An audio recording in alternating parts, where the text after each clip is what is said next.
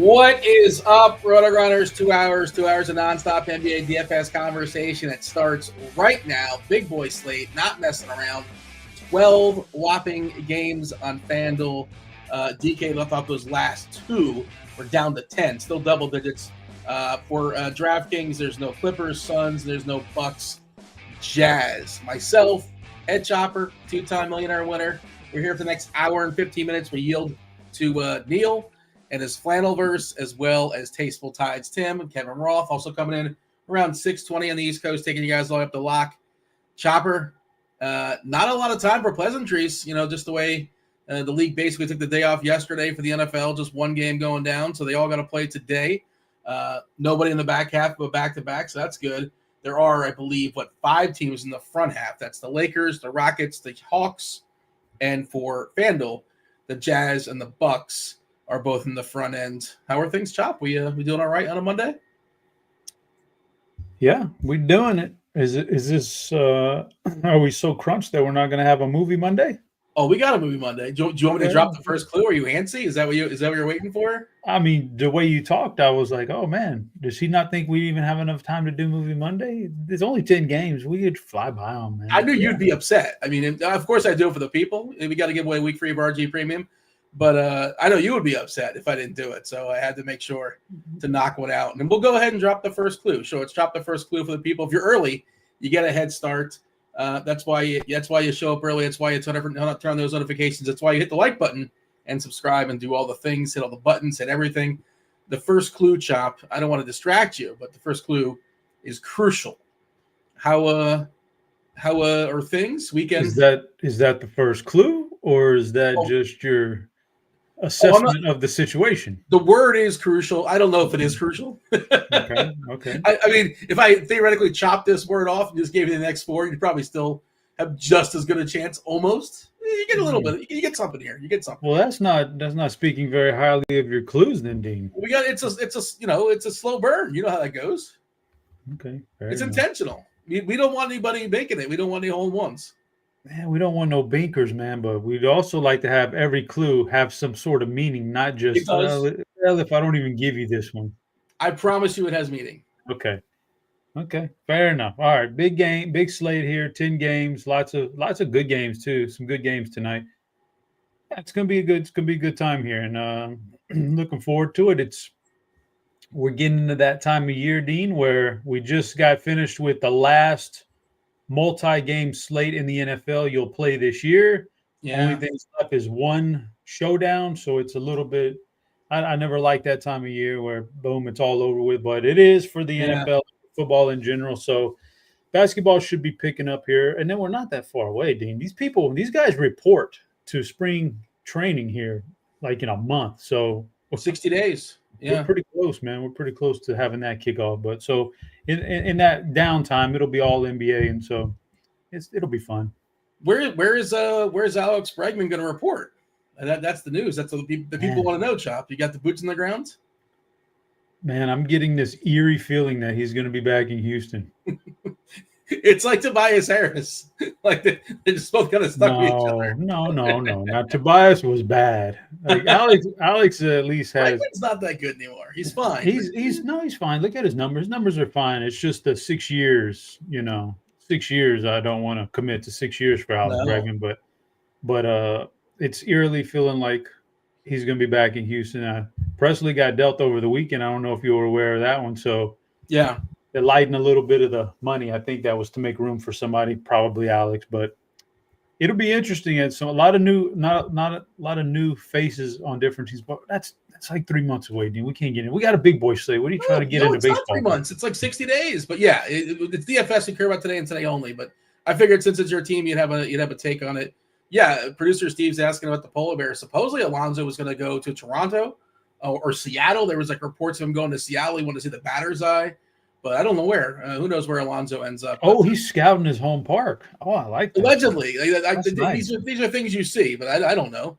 We'll know when everybody else knows, I suppose. But and again, it doesn't really matter for us until in 2 months. Pete to the Cardinals will be nice. They lost Goldie. Goldie's in New York. He's speaking of Dusty. Didn't they lose Arenado too? or did he deny every trade? I think he's like, in the middle of denying trades or trying to pick his Mm. spot, but like he's another guy that's just, on the back. He's in the back nine for sure. St. Louis loves their olds. Did you see? Did you see the kid? Some kid pulled the Paul Skeens rookie auto. No, is it a 1-on-1? Oh yeah, it's like a $1.5 million card. Jeez, I mean, look, pitchers. I would move. I would move that as fast as possible. The way pitchers, and not rooting for it, obviously, but the ratio of those guys that like hold up for many years, it's not strong. But certainly rooting for Skeens to have an awesome career. Okay, let's go ahead, dive in. Anything you want to say of notes as far as the slate on the overall? I'm reading some of the guesses here in the live stream chat. The people know at this point. I don't have to say it every single time, but I'll say it just in case, the off chance you're brand new. Only answers submitted in our Discord will be accepted. D-Rock is saying Major League. Eyes Wide Shut is it's a classic guess. Casey's saying it's a Wayne's World. It's not Wayne's World. Or Necessary Roughness. I bet Chop like Necessary Roughness as a child. The Crucible, it's just such a random movie to throw out there. It's not The Crucible either. Or Indecent Proposal. Demi Moore's been in the news of late more, but no, it's not Indecent Proposal either. Chop, big picture. What are we seeing as far as this slate? Body parts, who we waiting for, who's in, who's out. We have a fair bit of clarity. Atlanta is without both Trae Young and Jalen Johnson. Their starting lineup, I think, is really interesting. We're currently projecting Keaton Wallace. No certainty in that, but if he starts and we get 30 minutes out of him, I think it becomes pretty interesting. I think Nance is another potential cheapie. Atlanta's one of my kind of sneaky teams. I guess we're talking about Dallas, right? Dallas taking on Washington, best matchup in all of basketball, and it's the perfect storm where it's not only just the best matchup, but they're without all their bigs essentially are gone. They lost Maxi Kleber. Just add him to the list. He's essentially done for the season with his leg. Obviously Lively's out. They're without who's the guy with the just kind of he was kind of with the hops. Oh God, I can't remember his name. The other big that's not good. It starts with a D. Doesn't matter. He's not there either. I have the injury report. I can just pull that up. Why wouldn't I mention that? I was just doing that off the dome. But Dallas is very, very thin tonight. They're without. Oh, why couldn't I think of Dwight Powell? That's what I was trying to think of. And of course, Najee Marshall is also out, and Luka, another guy that's out. So thin roster against the Wizards, 122 as far as a team total. Denver projects really well against Chicago, another team we like to pick on, and their prices, especially on DK, are pretty appealing. The Joker is pretty good. Big picture, Chop. Anything you want to say before we get moving? I don't think there's any major. Tobias Harris is questionable. He probably plays. Josh Hart's questionable. We'll see. Derek White's questionable. Horford as well. I don't know how much they move the needle. Maybe if they both out, they're kind of interesting. But they came against Houston. That's a coach revenge game right there for your Rockets. Yeah, they were just played a few weeks ago. Can't be revengeful.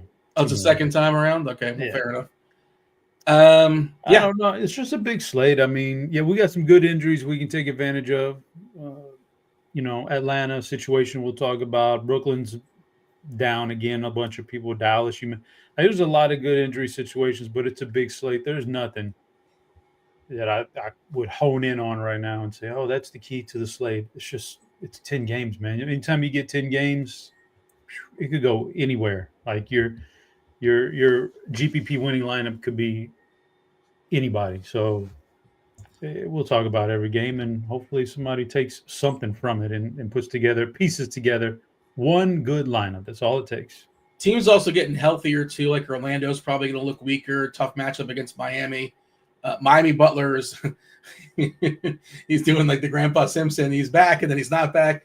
Apparently they sat him down in practice, or I don't know if they sat him down, but they told him he's not going to start. And then Butler is out the door, and then he got suspended again.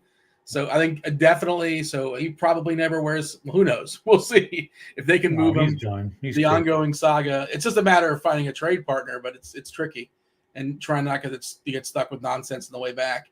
I'm thinking about backlogging, and I'm curious your thoughts. There's 2 7:00 games. There is 4 7:30 games. I think actually 5. So it's tough to backlog after 7. But we'll talk about the 7 o'clock games. And again, I like Dallas. I like that Atlanta-Minnesota game. I think that's kind of the sneaky one if it stays close. And Vegas has it close enough within 10. I thought it'd be a bigger spread, to be honest, without Trey and without Jalen Johnson. And then Denver. I think those are the three of the best spots on the DK slate. But anything else we shall say, or shall we just dive in and talk about the Pistons and the Cavs? Big total for a Cavs game. Their defense has fallen off. They're playing faster this year. 235 is a total. Mobley, by the way, is back as well, if you're not aware. They are 11-point favorites against Detroit. We did have Harris questionable, but he did practice, and it's just he had a concussion, like a head, so I assume he's good to go. Nothing official, but my assumption is he will be in. Otherwise, nothing new for Detroit. It's not been nothing new for a while. Same deal with Cleveland. LeVert is out once again. Okoro is out. Dean Wade is out. So some of their wing defenders are out. If you want to make an argument for like a Cade Cunningham, just kind of an easier path here against Cleveland, I guess you can make that argument. He's not going to be owned. If I'm running 150, I for sure would get some. I'm not, so I'm probably not. I don't really have a lot of this game, Chop. Is that wrong? Because it's a big total, and these some pretty tight rotations sometimes. Well, that's a good question, Dean. Because theoretically, I'd like to have minimum exposure to this game. I don't know. Cleveland is a tough team to when their bigs are healthy, which they are tonight. It seems like they're a tough team to target very many archetypes of players against. I don't want centers going. I don't want big guys going against that Cleveland front line because those guys are very lengthy and can really make a hassle. I don't want rim drivers going against that front line, so that knocks off another. You want shooters, if anything. Yeah, and that's what you got to take your chance on, and that's kind of not what I want to get from Detroit. Cade is always in play because he can triple double with a couple steals. He doesn't need to just score, and he can do it in different ways. So you got that type. So the Detroit side, not really super excited about that one.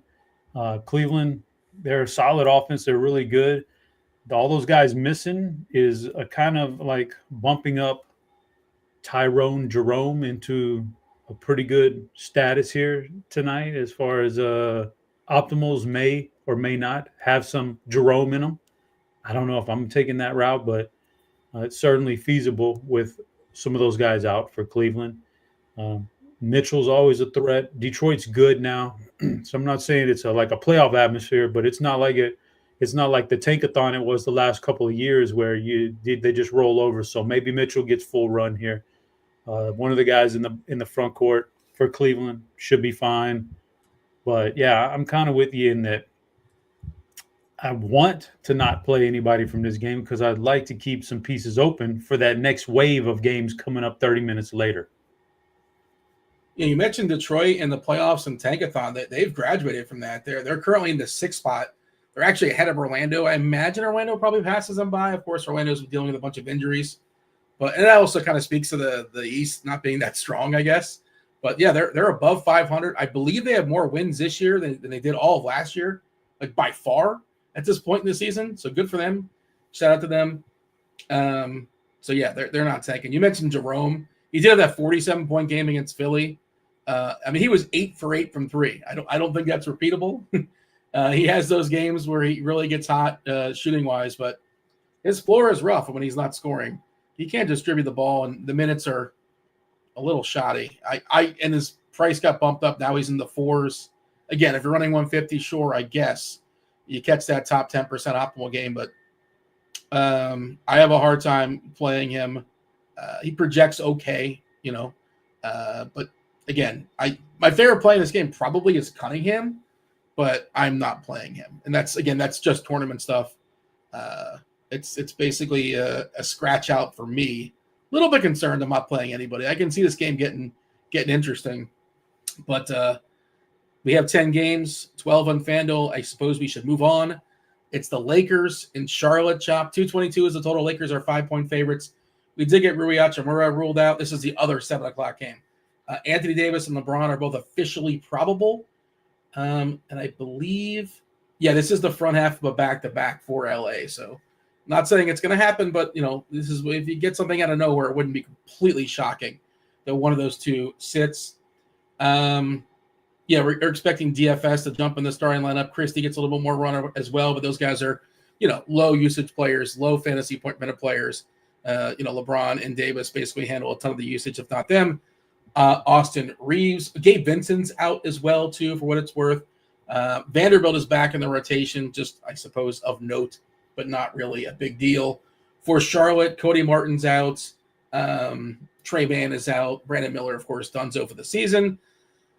Mark Williams is really, really expensive, and centers are really good in this slate, so nobody's playing Mark Williams. We've seen him have some amazing games. I'm not playing him, just hard to justify, hard to get there. I'm not saying you can't, but I don't love the spot either. Lakers and Hornets, as things stand right now, Chop, again, 7 o'clock game. I'm sort of waiting for some news. I don't think I'm playing anybody here. If you want to play LeBron or Davis, of course, if one sits out, you play the other. But, this game is basically a scratch out for me.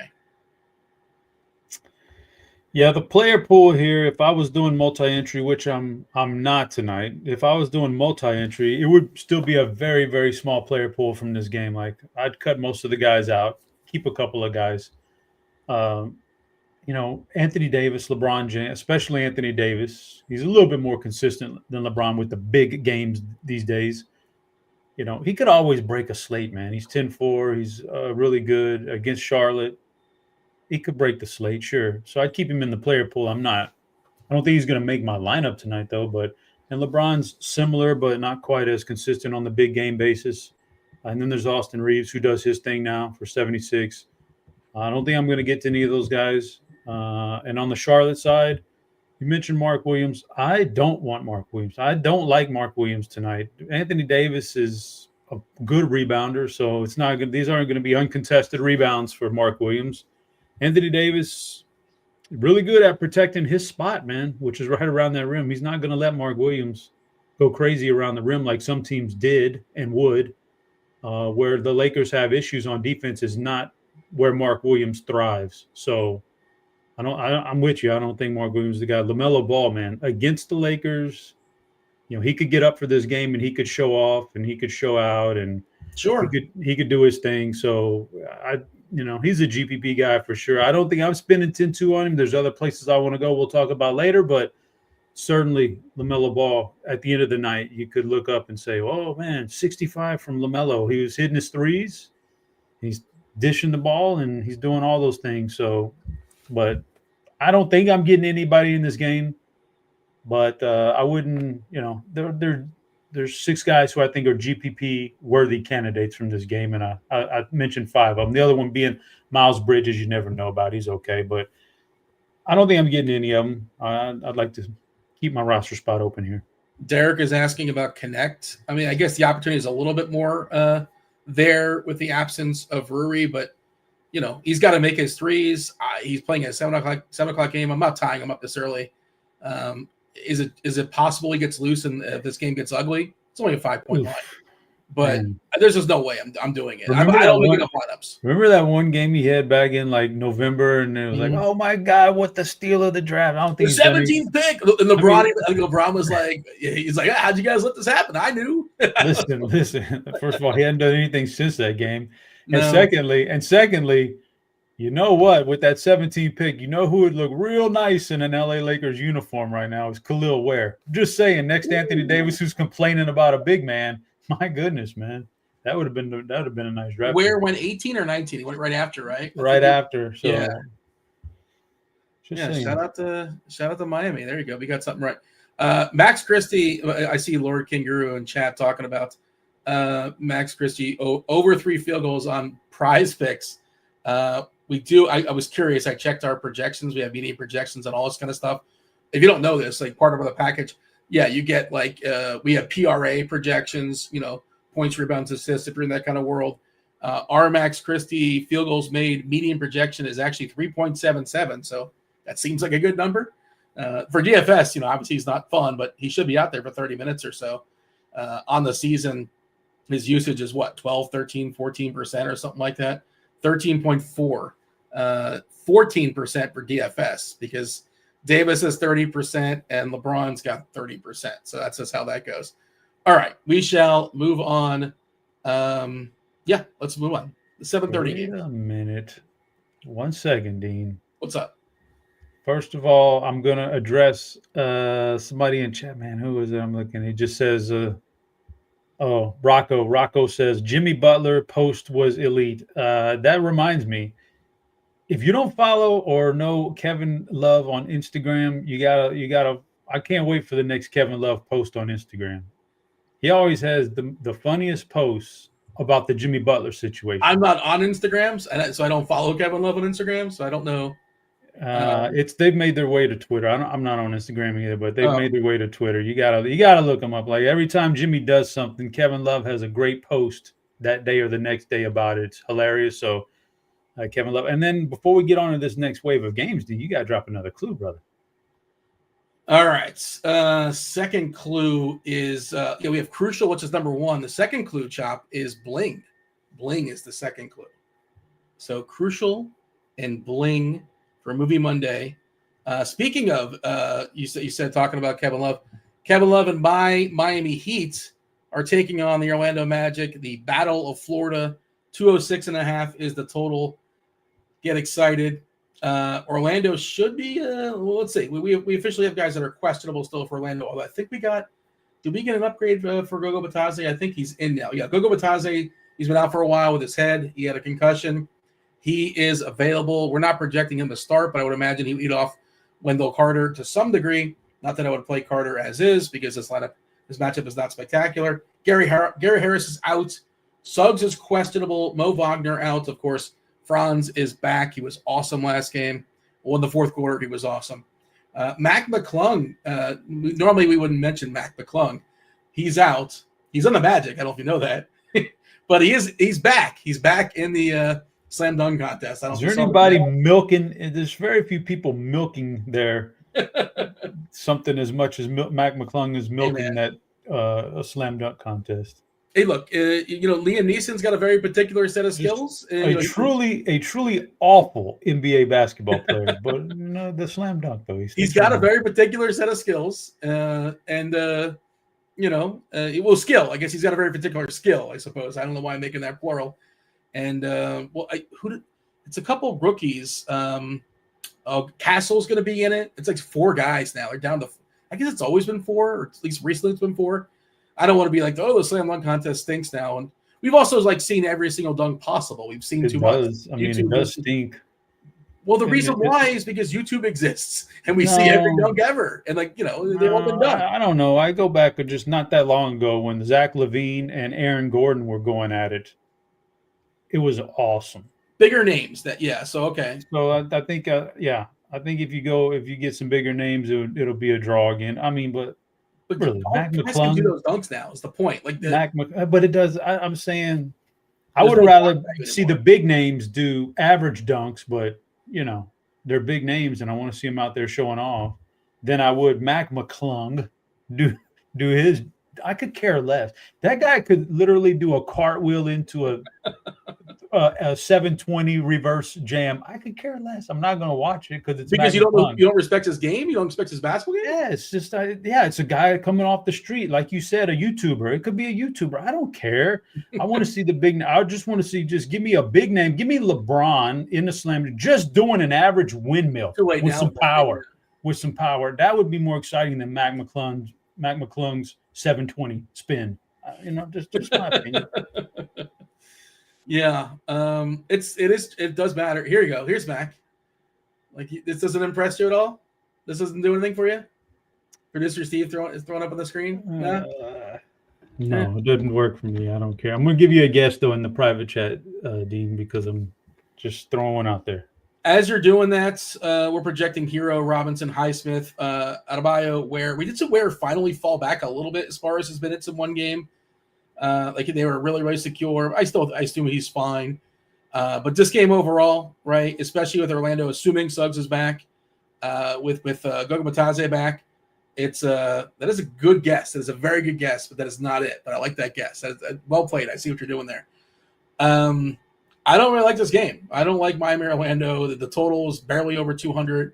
I guess Khalil Ware, but again, he's not no power forward eligibility to him. I'm not saying that he should have that because if you could argue Bam, Ware, whatever. They're playing together, so one of them's officially the power forward, positionless basketball.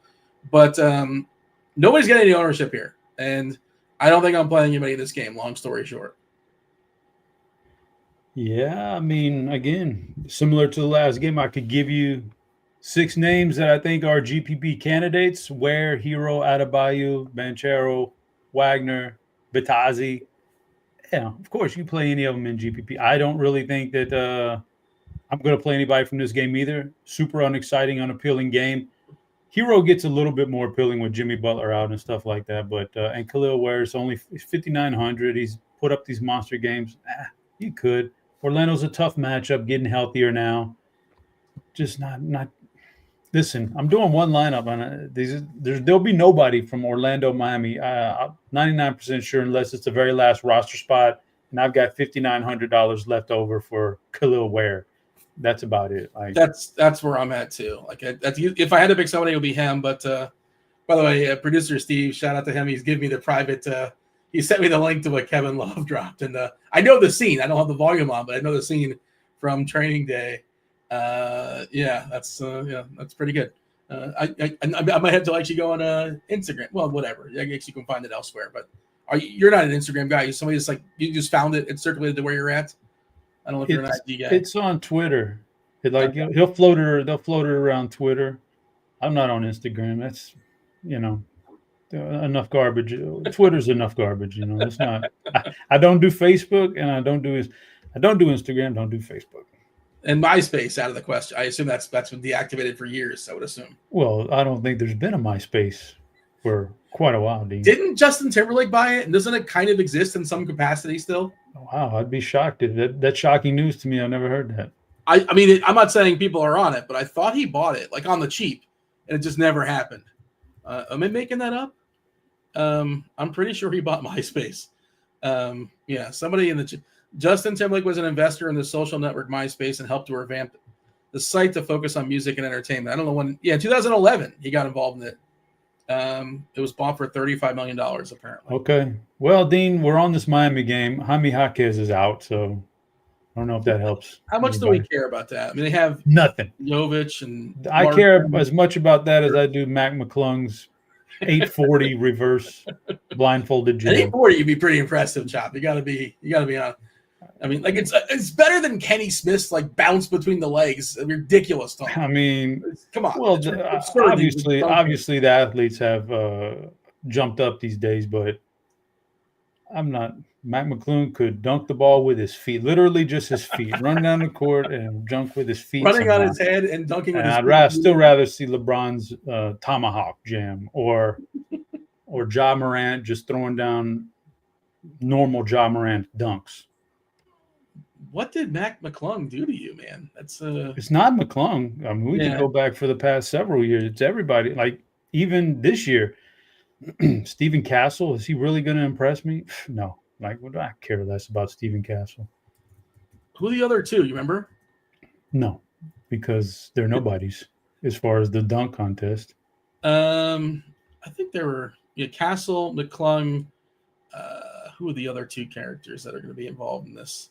I'm trying to do a quick. Oh, Buzelis from Chicago. He actually, I think he could be good. He said some. Again, same thing. He could be a great dunker. Well, he might as well just be the YouTuber coming off the street. But Buzelis doesn't move the needle for me, man. I don't even watch the slam dunk anymore unless Andre Jackson's the fourth one. He's barely in the league also. Yeah. All right. Sacramento and Brooklyn, 226.5 is the total. Brooklyn. Speaking of, you don't watch the slam dunk contest. I don't really watch Brooklyn as much as I can avoid Brooklyn. I guess they're playing basketball, but it's been the worst brand of basketball. One of the worst. This season for Sacramento. They are fully healthy. The Kings are fully healthy, playing really tight rotations as well. Brooklyn, everybody's ill or out, or it's we saw a midday downgrade in the middle of the game for Ben Simmons last time. That was great. A little shout out to an homage to we've seen that before, I feel. Cam Thomas, Simmons, Melton, Cam Johnson, Watford, they're all out. They do have plenty of bodies, though. They have 11 available. Probably going to run 9, I assume. This is another game. I mean, Sabonis is fine, right? Monk, I think, projects pretty well as well. I'm fine with Monk. I'm not saying I need anybody. Russell, I just don't trust his minutes, but like he's still pretty decent. They don't want to win games. Is the other part of it.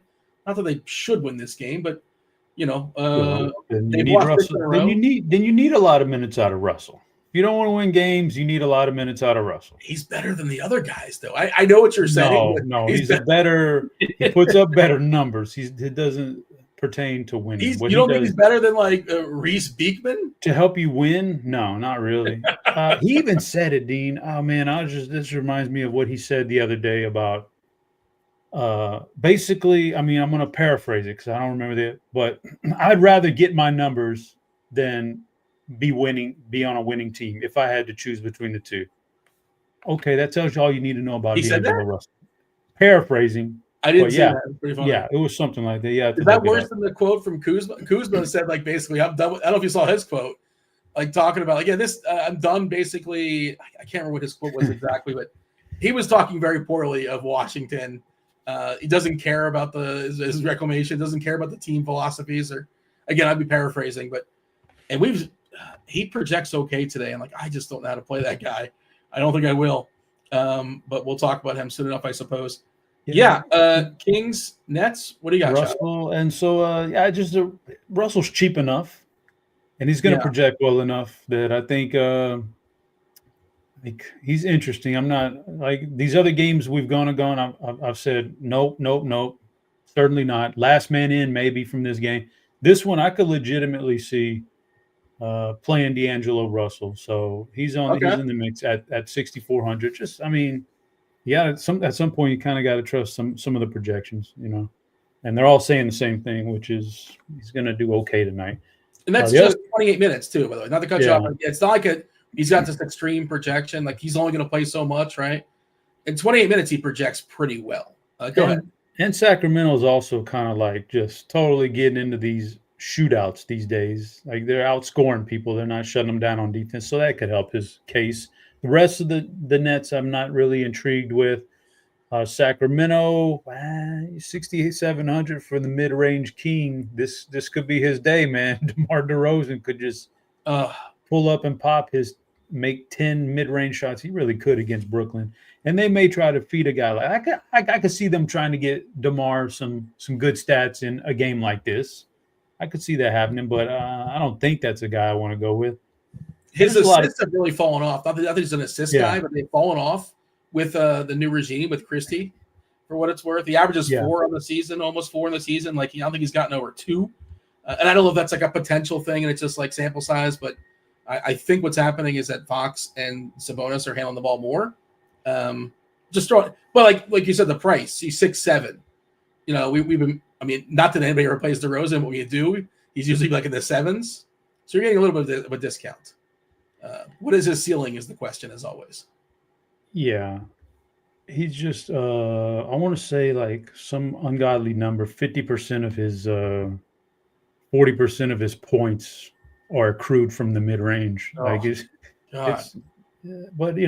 has his moments. So I'm not going to besmirch anybody at 6,700. He could throw up a 35-point game and not going to win you a GPP, but it's not going to lose it for you either. So, the rest of the guys, I just think too much for Sabonis. Like we're going to talk about Jokic later. That's the number one guy that's going in the lineup, and that's expensive. So I don't think I can afford two guys that are over 10K in a lineup. So I can't play Sabonis. Fox has played well. Don't know how much you really need him in this game to like crush. It could just be split up between all these guys, the whole starting 5, and so then none of them get there. So I'm not prioritizing anybody in this game, but out of all the players in this entire game, I think I'm most interested in D'Angelo Russell.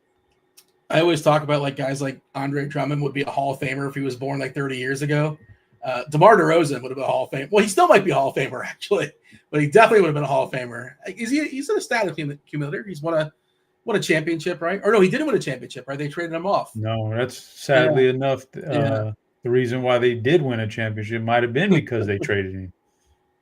Yeah, I don't know. Is he on his way to being a Hall of Famer? He's got a bunch of stats. I think. If he is, we've loosened the criteria a bit. NBA has always been the loosest, I think, as far as Hall of Fame. If you accumulate a bunch of stats, I think you get in. Well, who knows? We'll see. I'm curious if he's somebody that's projected to be at some point. The people in chat are demanding a third clue, and I know Chop wants it as well, because we have no winners just yet. No winner just yet as far as Movie Monday. The Bling Ring was guessed. The Great Gatsby, The Hangover, Titanic, Ocean's 11. It is not Dude, Where's My Car? It's not Blood Diamond, which is a very good guess. Chop had a good guess, too. I'll tell the people it was Uncut Gems. But it is not that either. But the third clue today for Movie Monday, the first two, Crucial, Bling. The third one is Bat. Bat is the third clue. Maybe that changes things. Okay. And again, first person to answer, get yourself a week free of RG Premium. Not just basketball, all the sports: football, baseball, basketball, hockey, PGA, MMA. Shout out to Noto, by the way. I saw him. He had a big takedown in golf, and I know he wrote up one of the guys that finished second, who in scores and odds to win the tournament. And I tailed that to win the thing, and he was like 100 to 1. And I don't watch the golf. I wasn't sweating the golf, but I happened to notice he finished second. And I had what do you do with that, Chop? It's like, you get nothing for it. I had this guy to win at 100 to 1, and he finished second. I assume he was like cheap and unowned in DFS, but you get nothing for second, unfortunately, from the sports book. Okay. Memphis and New York, 241.5 is the total. Pretty big total, really big total.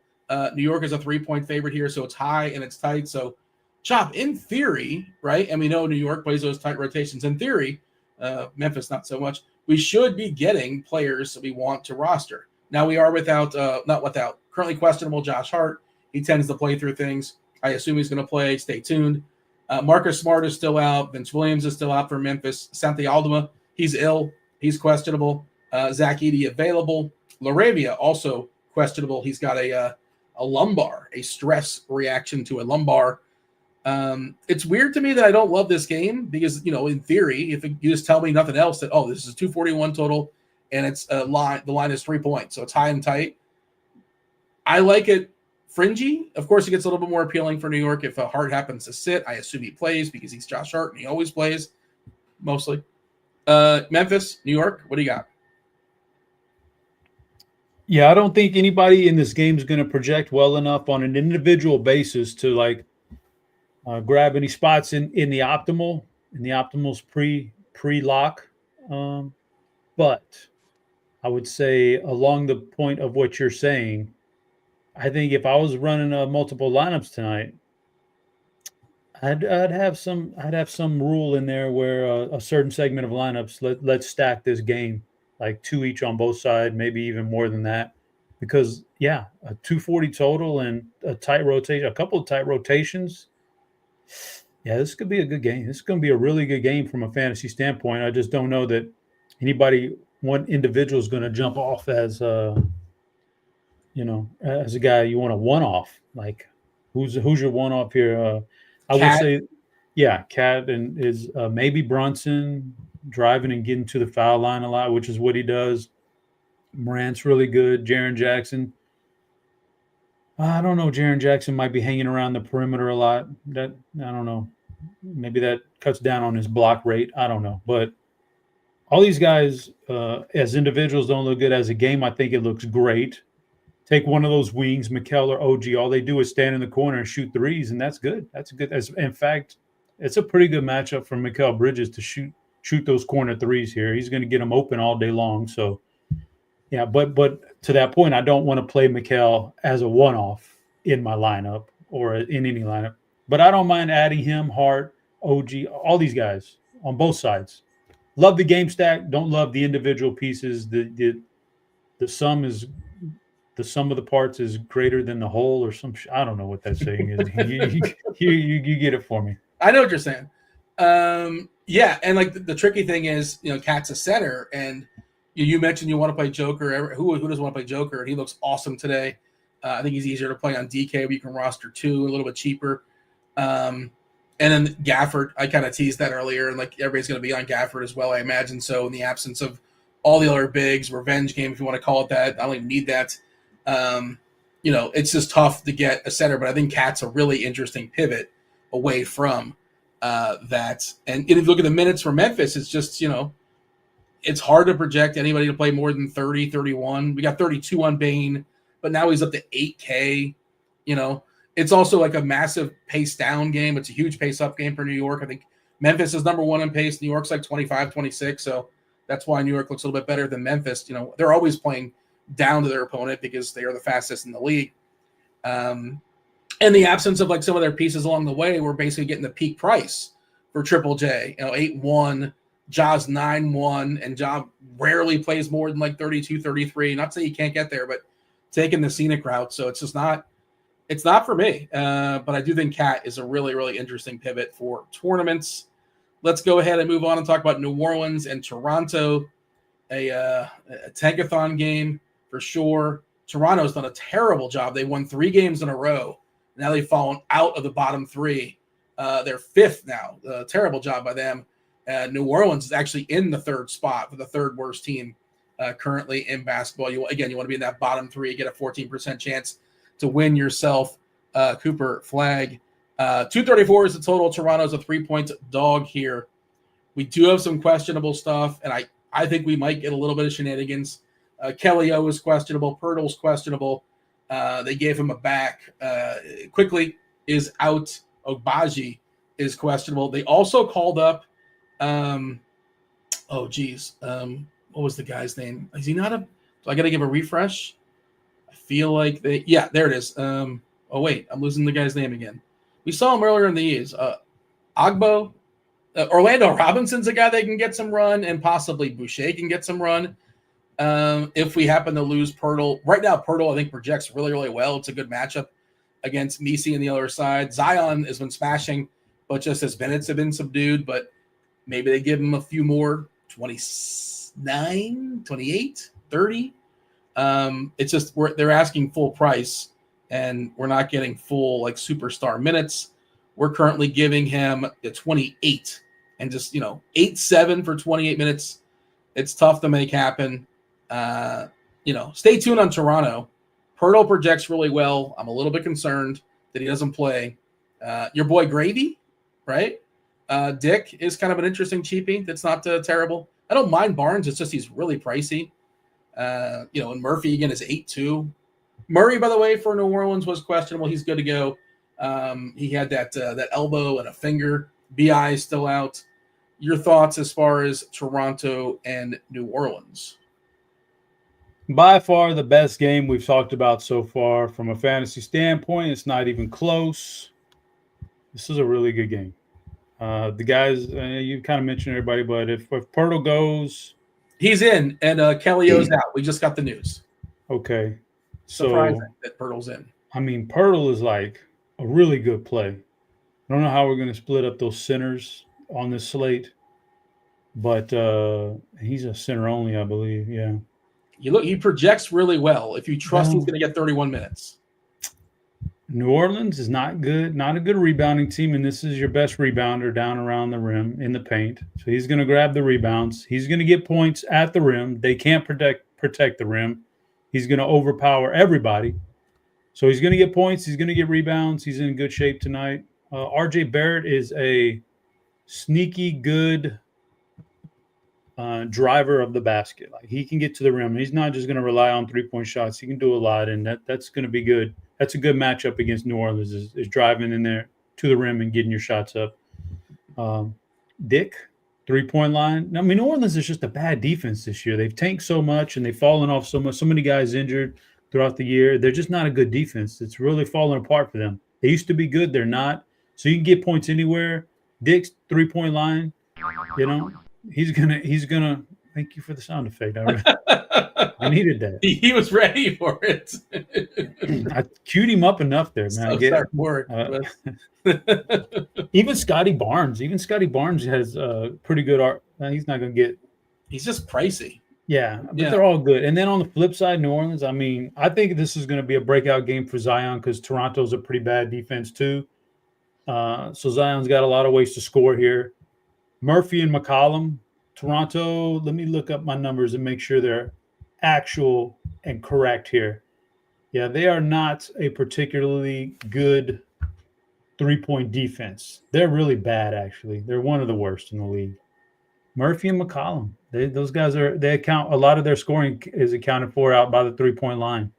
He's in good shape. Those two guys this is a really good game altogether. Just throw some pieces in this game up against the wall. Hope it sticks, man, because he got a lot of good things. Even now, I'm not going there. There's no way I'm touching Daniel Tice, but he even draws the number one defense versus archetype tonight. You got to get in the court, though. You got to get in the court. I mean, like I said, I'm not playing him, but that tells you something, though, right there about the defenses in this game. You mentioned as far as inside, Chicago. I talk about this all the time. Chicago, the worst team as far as giving up points in the paint. They give up 3 more points than everybody else in the league. 3 more points than the second worst team. That team is New Orleans, and Pirtle scores like I don't know the number off my head, but 80% of his points probably come from the paint. My only concern is Toronto might do something goofy. I just don't trust these teams as far as they've won 3 in a row, and New Orleans is the team they're fighting for to fall. That's my only apprehension. But also Kelly O is out. Kind of their straight backup 5. Of course, Boucher can play some 5. Orlando Robinson can play some 5. Just a little bit. This is my own paranoia. He's going to project well. I'm just a little bit concerned, especially if they're ahead, that he might have his minutes clipped a little bit. Anything else as far as New Orleans and Toronto, or shall we move on? Do you want another clue, Chop? Apparently, I need it. Yeah, so I'm going through Catch Me If You Can was guest. Inside Man, awesome movie. Reservoir Dogs, another awesome movie, was guest. I saw somebody, T. Carter, shout out to T. Carter, mentioned Den of Thieves, and I gave that a rewatch because, the second one's coming out. I'm a sucker for a heist movie. I love a heist movie. You have to, you can't ask any questions in heist movies. They're all ridiculous to various degrees. That's a lot of fun. Have you seen Den of Thieves? It's a fun. If you don't ask any questions, you can have a lot of fun with that movie. What do you mean? It's asking any questions. I've seen that thing like 50 times, man. It's awesome. Absurd. What happens in that movie is absurd. It's not. It's not. It's possible. It's ridiculous. It's possible. Absurd. No, that's possible. There's so many different things that are ridiculous about that movie. It's got that Fast and the Furious rating. But I'm not mad about it because that's what I signed up for. I know it's ridiculous. No, you're saying that's based on a true story, but right out the gate they lie. They lie and they say, in the movie it says every 48 minutes, is it 43 minutes? A bank gets robbed in Los Angeles. That's not true. There's no way that's true. Sure that said Los Angeles? It's not true. I don't know. I'm not. They lie right away. I'm not trying to fact proof them, but I'm just. It feels like it could happen. Feels like it could happen. No. Every 48 minutes. But I've seen the movie. I've seen the movie a lot. It's very fun. Good. Very good movie. Yeah. Has the new one come out yet? I know it's coming out. Yeah, I believe it has. I'm not gonna watch it till it gets to home, but I'm a little worried about the new one. What made the first one really wasn't even the storyline. It was the power of the characters. You know what I mean? Butler's out of his mind. Yeah, not just him, and O'Shea Jackson was really good. He's good, yeah. But the other bad guys in the movie, I forget Pablo. Man, I forget his name. The lead bad guy. Schreiber, Liev Schreiber's brother. Yes. Man, he's first of all, he's a good actor. Anyway, he was so good. Like he took over scenes when he's in. Yeah, he took over scenes when he's in the movie, and he's obviously not around for number 2. I don't think. I haven't seen number 2. I mean, spoilers, Chop. I haven't seen number 2. Maybe he is, but I'm just saying. Like, it was the acting, man. It wasn't just all the action. The action was actually pretty minimal. It was the acting. It was the presence of these guys when they're on the screen. That's what made it really good. So I'm looking forward to seeing number 2. Gerard Butler plays like an incredible, like, lunatic madman. I don't know if you've seen Law Abiding Citizen, but he's basically playing the same sort of guy. Yeah. All right. Fun movie. I'm looking forward to watching the new one. I think I gave it 3.5 stars on Letterboxd, Chop. You'll be excited to know. But it's not Den of Thieves. It's not Den of Thieves. Did I even say what the fourth clue was? I don't think I did. Is it scrolling? It's punish. Yeah, punish is the fourth clue. There you go. So punish is the fourth clue. And let's go ahead and knock out the next game. That'll be the Rockets. Chops Rockets taking on the Celtics. I guess Coach Revenge, he already got it. Who won the game a couple weeks ago? I don't remember. Boston. Oh, well, there you go. Houston and Boston. Who's in? Who's out? Let's check the injury report. Last I saw, we should have a new one, right? I just accidentally closed it, Chop. I don't think there's anybody of note on Houston. If there is, I'm not remembering. Jabari Smith, nothing new there. Cam Whitmore is questionable. He's ill. As far as Boston, we do have Al Horford questionable with the toe, his big toe. It's a sprain. And this is not like, back end, front end nonsense. They don't play tomorrow. Derek White's got a shin contusion. Contusion just means like bruise. He's questionable. And Hauser, I think it was a midday downgrade for Hauser. He's got a hip.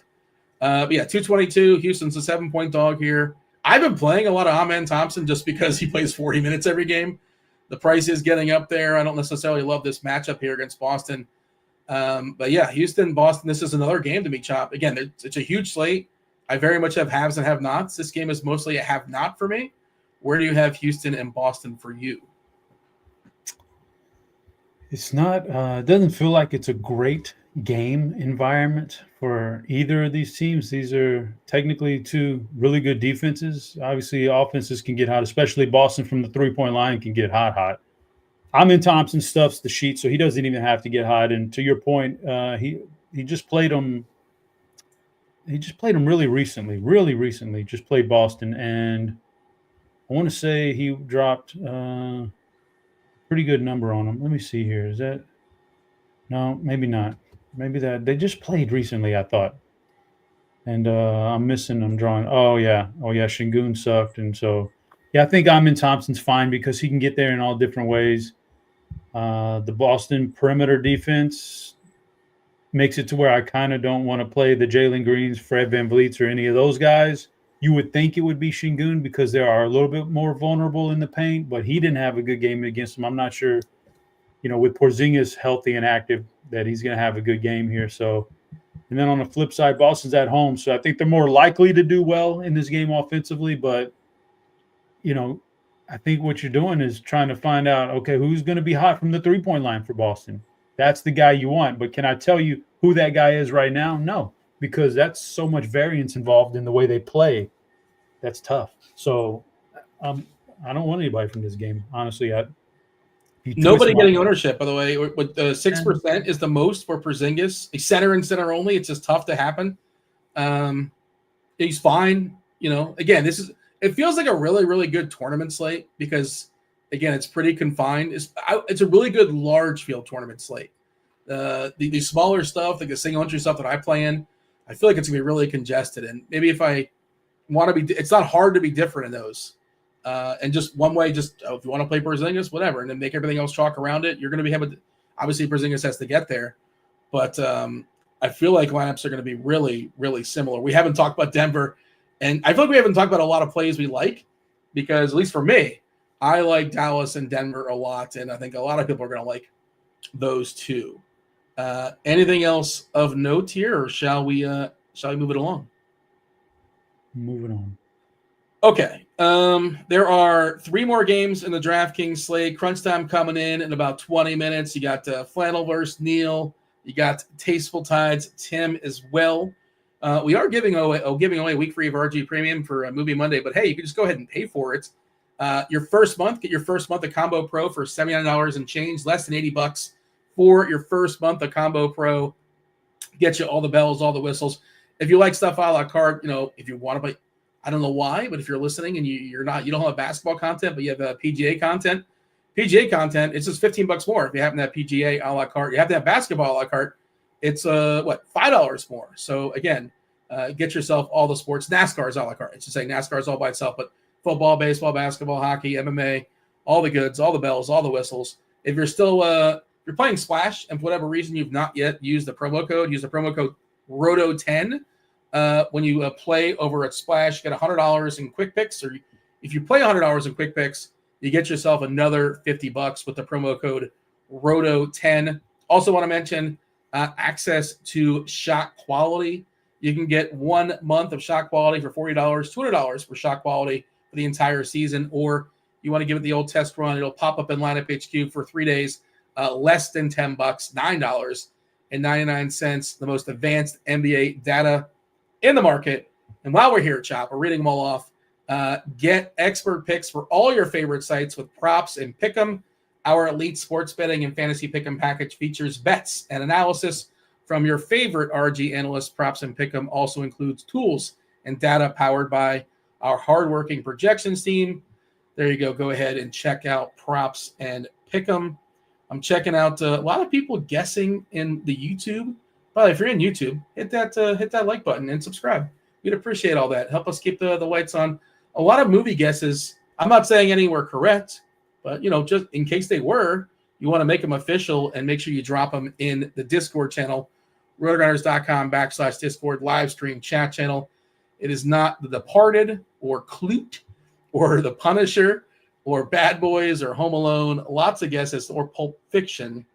We'll give a fifth clue in a second. I have some bonus clues if we need. We might need some bonus clues. Derek White, by the way, out. Maybe that opens up Pritchard a little bit. We'll see. I'm curious how that'll project. But Derek White is out for Boston. Are we also getting Horford news, or we're just getting news on one? Are there no follow-up questions? Oh, so Sam Hauser's out too. Horford's in. So no Hauser, no White. I bet Pritchard's going to project pretty well. And I also bet that Drew Holiday is going to project well. How much? I have not considered how much Drew Holiday is, and he's obviously on the back nine. He's 5K. He's probably going to project pretty good. So, yeah, I'm curious to see how projections change. Maybe we'll circle back before crunch time comes in. Let's talk about Denver. Denver and Chicago, Chop. 248.5. That is, to me, I feel like that's one of the biggest totals we've seen the entire season. Denver's got a whopping 129 team total, which have we seen a 129 team total? Maybe we have. I just forgot. That's a huge, ridiculous, absurd, ludicrous number. This game, by the way, 8 o'clock. This starts the 8 o'clock window. Denver taking on Chicago. They are fully healthy. Chicago is without Torrey Craig. They're also without Kobe White. A little bit thin these days. Lonzo starting, obviously. But you hinted at it earlier, Chop. Joker, incredible. He inside against Chicago. They don't stop anything. They give up more points in the paint than anybody else. And, Joker can do his work. I was going to say he can do his work from up to 30 feet away, but even beyond that, because we saw him hit a three-quarter shot the other day. Shout out to Joker, by the way. All these guys, everybody. I'm sure you watch the games. Whenever there's like 1 second to go, they give like dribble, dribble, dribble. Oh, now I hear the horn. Now I'm going to shoot. They want to save their shooting percentage. Joker didn't care. He's like, screw it. I'll throw it up there. Maybe it goes in. And it went in. Hit a three-point shot from like 70 feet away. Yeah. Joker looks awesome. Murray, especially on DK at 7'2", looks awesome. Porter seems too cheap at 5'6". And Westbrook's been great in the starting lineup. He projects really well for me as well. I like Denver a lot. I'm sure I'll have at least one Denver piece in every lineup. Your thoughts? Nuggets, Bulls? Yeah, it tells you something. You mentioned the one almost 130 for a team total for Denver. I think the shocking part is that Chicago on the run back is almost 120. Like this is not a lot of defense played in this game. But Jokic, assuming that he can, it's in Chicago, so that should help the game. Denver's not really blowing people out anymore, or at least not that much this year. They're not as good. It's in Chicago, so that should keep this thing competitive to where they all get their full rotations and full allotment of minutes. And if that happens for Jokic, yeah, he's going to tear this team up. This is the first player, I think, in my lineup, just because we've seen his ceiling recently. It all comes and goes in cycles for all of these players. Like every quarter, there's not quarter of a game, but like every quarter of the season, there's like this new guy who's the best DFS guy out there, and like for a while it's Luka, for a while it's Jokic, but it always rotates. Sometime for a while it'll be Giannis, whoever the elite players are. There's no doubt it's Jokic right now. He's putting up ceiling games that you have to have for GPP. So he's the first guy in my lineup because of the things you mentioned. He's gonna absolutely destroy this team inside the paint. Chicago has no matchup for him. Most people don't, but this matchup will help him out with his shot taking even more than any other matchup does. He'll out rebound Vucevic. He'll grab his rebounds tonight. He's just going to put up a big number. So he's the first guy in my lineup. And I'm with you on the other guys. You can play several of these guys from this Denver team. I think Jamal Murray's the one when we start running optimals and projections in there, he's probably going to pop more than just about anybody else from the Denver team because he's 7,200 and he's going to get a good number with this high of a team total. So Jamal Murray's fine. Westbrook is good. He's really cheap, 62, and he's putting up good numbers. And what he does is, plays right into what Chicago doesn't do well on defense also. So Westbrook can really get downhill on this team. I like Westbrook there. On the flip side, you want to save some money. Patrick Williams is a route you can take for 3,800. That's what you need to do. I just don't trust that guy to I don't either. But minutes or do anything when he's on the court. But yeah, there's really on a night like tonight though. I haven't seen any value open up to the point where I do trust anybody under 4K. I don't trust anybody. That's why they're under 4K usually without injuries. Ooh, Dyson Daniels is now questionable, and that's a big deal because if he doesn't go, Wallace is going to play like 35 minutes. Yeah, no, that's the next game on the board. So, okay, we'll hold off on that one, but that is a big one for a lot of reasons. But there's nobody right now that's really trustworthy under 4K. So Pat Williams is on point. You can play that game. Levine, Giddey, anything in this run back, Io, anybody on that run back is fine at 120 team total, but my lineup begins with Jokic, and we'll take it from there. And those other guys from Denver are perfectly fine also. So you mentioned as far as the scoring in the paint for Chicago, they also give up the third most total rebounds for opponents. They give up the second most opponent assists. You know who gives it the most opponent assists? Denver. So we have the 1 and 2 as far as opponent assists in this game. This should lead to some fantasy goodness. Daniels is questionable. Whitmore is out for Houston, which I don't know how much that shakes things up. I'm curious where those 15 to 20 minutes are going to get shuffled to, if it matters. I don't know. But it is of note. I'm curious to see what we get as far as Boston as well. The Daniels thing, I thought Daniels was a really good tournament play tonight because he's a 1.41 fantasy point minute player on FanDuel, especially because he's a stocks guy, great barrier thief, with both Trae Young and Johnson out. That he gets a huge spike in both usage and just fantasy points per minute. Now there's a threat of a blowout, and if he doesn't play, this game really is going to blow out, I think, because he's also an awesome defender.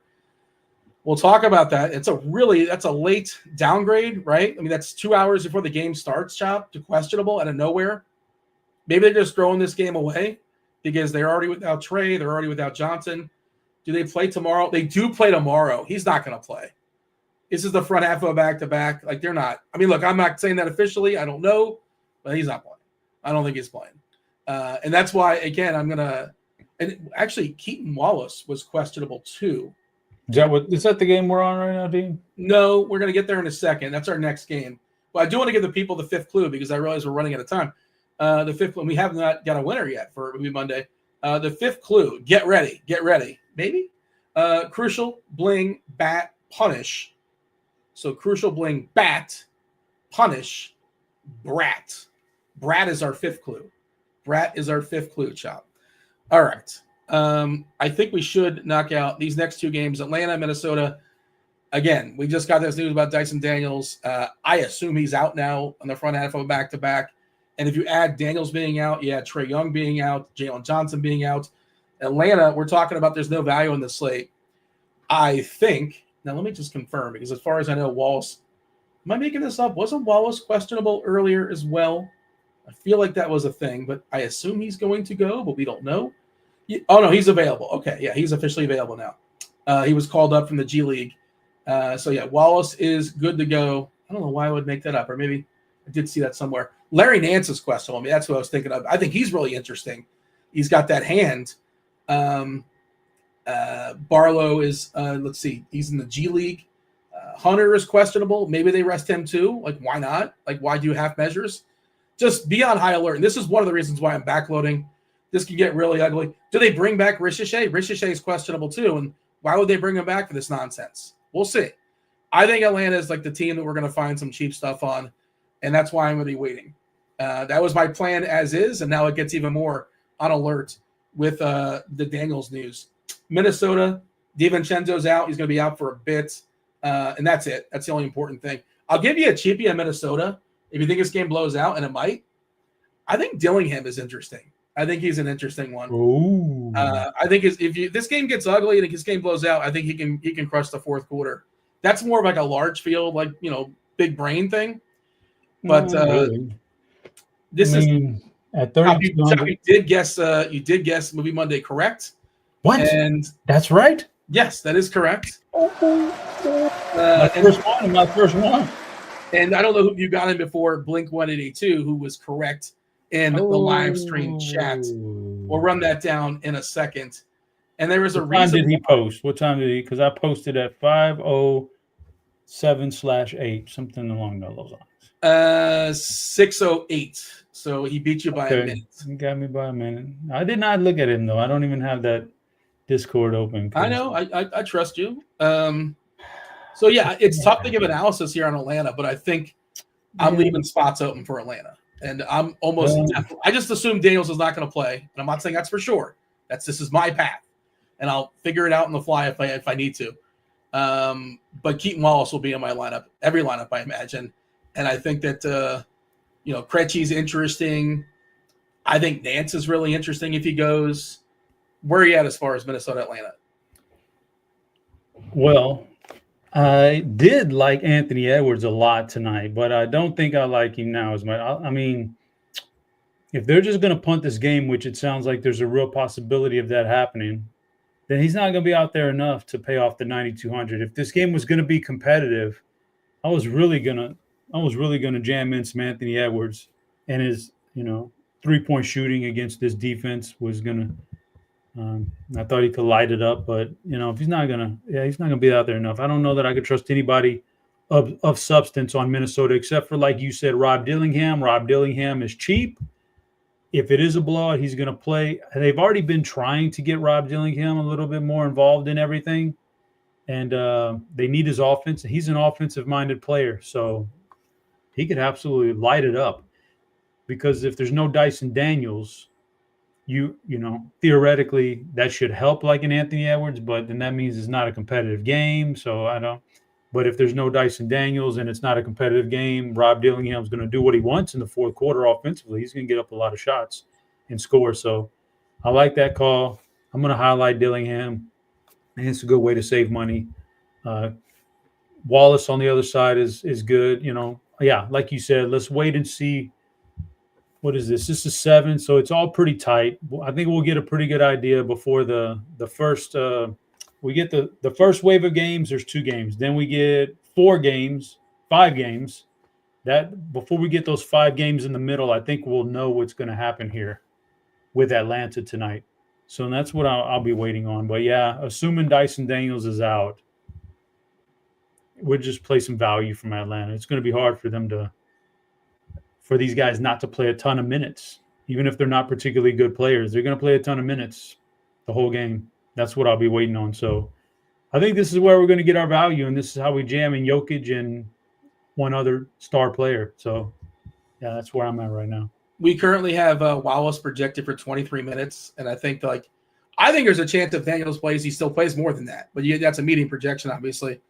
And he's been good in the absence of, as far as, fantasy point minute, in the absence of Young, in the absence of Johnson. So I feel pretty strongly that Daniels doesn't play. I don't know that for certain, obviously.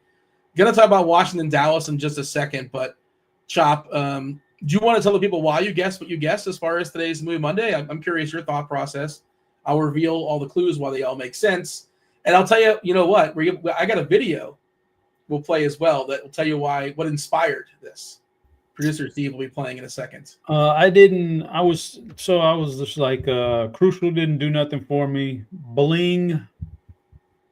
I started thinking about jewelry. Bat didn't do anything. Punish, I started to think about prison movies. So my mind went to prison movies where they're in in jail because of bling, which is jewelry. Any prison heist movies, jewelry heist. That's why I was guessing in chat Ocean's 11 and stuff. But then when you said Brad, the first thing I thought of Molly Ringwald. I don't know why. And so I know why, because she's a part of the Brat Pack. Okay, Brat Pack. Yeah, I don't know why. And then bling. I'm like, and I'm thinking Breakfast Club. Wasn't there something in Breakfast Club with some bling? Bat. I want to say Judd Hirsch was going down the hallway with a bat banging on the lockers or something like. I don't know. That's where my mind was going. So I just threw Breakfast Club out there. Originally, Chop, I had, instead of crucial, I had important, and I'm like, just in case, let's make a little. I don't want to be too obvious. I don't want anybody to bank it. Again, no bankers, no banking allowed. I changed important to crucial because, they say breakfast is the most important meal of the day. That's why I had important. I changed it to crucial. But the second one, you kind of got there. It's funny. Bling, who was the character you were reminded of? What was the character you threw out there that Brat reminded you of? Who? What? You said Brat reminded you of a certain person. What was that? No, yeah, Molly Ringwald. Molly what now? Ringwald, yeah. Okay, I get it. Bling. Yeah. Molly Ringwald. Okay. Bat is like a club. You have a bat, you have a club. Punish. So Bat, I'm telling you, Bat. I somebody correct me in chat, but didn't Judd Hirsch go down the hallways banging on the lockers with a bat or something? Probably like he might have. I'm not sure. But and then punish is detention. They're all there on Saturday for detention. They're being punished, and Judd Hirsch actually tries to get himself some more detention. And the reason why Breakfast Club was on my mind is because I saw this video that is very relevant. You want another one? Yes. You got it. Yes. That's another one, pal. Cut it out. You through? Not even close. Good. You got one more right there. You really think I give a shit? Another. You through? How many is that? That's 7, including the one when we first came in. You asked me to burn here. The guy mantle under that he raided his closet. Now it's 8. You stay out of it. Excuse me, sir, it's 7. Shut up, Pee-wee. You want another one? So there you go. You got it. That was really well done by, I think that was James. Oh, I want to give the credit for it. I saw on Twitter, but I'll give the credit there in a second. But hopefully the people saw that and enjoys that. I need to correct myself. It wasn't Judd Hirsch was from Taxi. Oh, Judd Nelson is part of the Brat Pack from back in the day. My bad. Andres in chat is correcting us as well. And if they don't know, Molly Ringwald was a part of the Brat Pack, and a lot of those players in the show were part of the Brat Pack. The FanDuel stuff, Crunch Time's going to touch on, but I do want to knock out Dallas and Washington. We've kind of talked about this throughout the show. I'm going to be playing somebody from Dallas in every single lineup. Again, all their bigs are basically Dunzo. You got Gafford in his classic revenge game. I'll give the rundown, and again, I'm sure that Crunch Time's going to be stressing this game as well. Nothing really new for Washington. Luka, of course, is out. Maxi Kleber, Dunzo for the year, most likely. Lively's a goner. No Najee Marshall. And then Dwight Powell. Not that you'd want to play Dwight Powell, but he would play some center minutes. They have Kyler Kelly, who's not in the player pool as a backup 5. But otherwise, Markieff Morris. I guess P.J. Washington will play some 5 as well. But Gafford, awesome spot. Washington, bleeds fantasy points. Former player for Washington. And then, Kyrie looks good. I think P.J. Washington looks awesome. But Chop, quickly, I know we're kind of rushing this, but again, Crunch Time's going to cover this. Your thoughts as far as Dallas and the Wiz? Not very much on the Wizard for me, but Dallas is I love Gafford. I like him better than Washington, but I like Washington also. But Gafford should really feast tonight on the inside here. Kyrie and Clay are always Kyrie's always in play. He's expensive. If you want a cheap one, Clay maybe, because we need him to hit his 3-point shots, which Washington will give up anyway. So Clay is in play here. So I'd rank them Gafford, Washington, Kyrie, and Clay on my list. Yeah, especially on DraftKings, I think Gafford's going to be your center in cash games. We'll have that conversation for tournaments. I know Neil and Tim will discuss that. We have Roth coming in here a second. Before Crunch Time jumps in, though, you want to give me the slate breaker? Who's breaking the slate here, Chopper? Man, I hate to give you double centers because one Jokic is going to be one, but I'm going Jakob Poeltl. I just think it's a really good matchup for him all the way around. Yeah. And I don't know if we said it or not. I know I wrote about it today in the survey on DK. It feels very much like a 2-center day. If not Pirtle and Jokic, you're probably playing Gafford. And, we talked about Cat being a really strong play, especially if we lose Hart. Who knows? We'll see. He's questionable. But and Crunch Time's going to talk about these last 2 FanDuel games as well that are on the FanDuel slate. Giannis is kind of a big deal. You have Clarkson, who's pretty cheap over there. I don't know how many minutes he's going to play in his first game in a while. Utah ruled everybody, Collins is out and Kessler's out. Sexton's available. And then you have the Clippers and the Suns that are of note. They will discuss where relevant. But let's do it. Let's not waste any more time. Let's go ahead and bring in Crunch Time right now.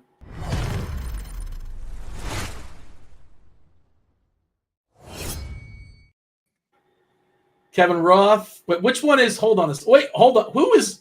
I don't know who. Which Roth? Raise your hand. Which one is? I can't tell. Yeah. Roth, Tim, Neil. Neil, are you going to sue anybody here for like a bit infringement? This feels like no. Too far. I'm very pro flannel taking over the world. I want everybody in flannel. So no, there will be no suing. And apparently Tim was already wearing flannels pretty frequently.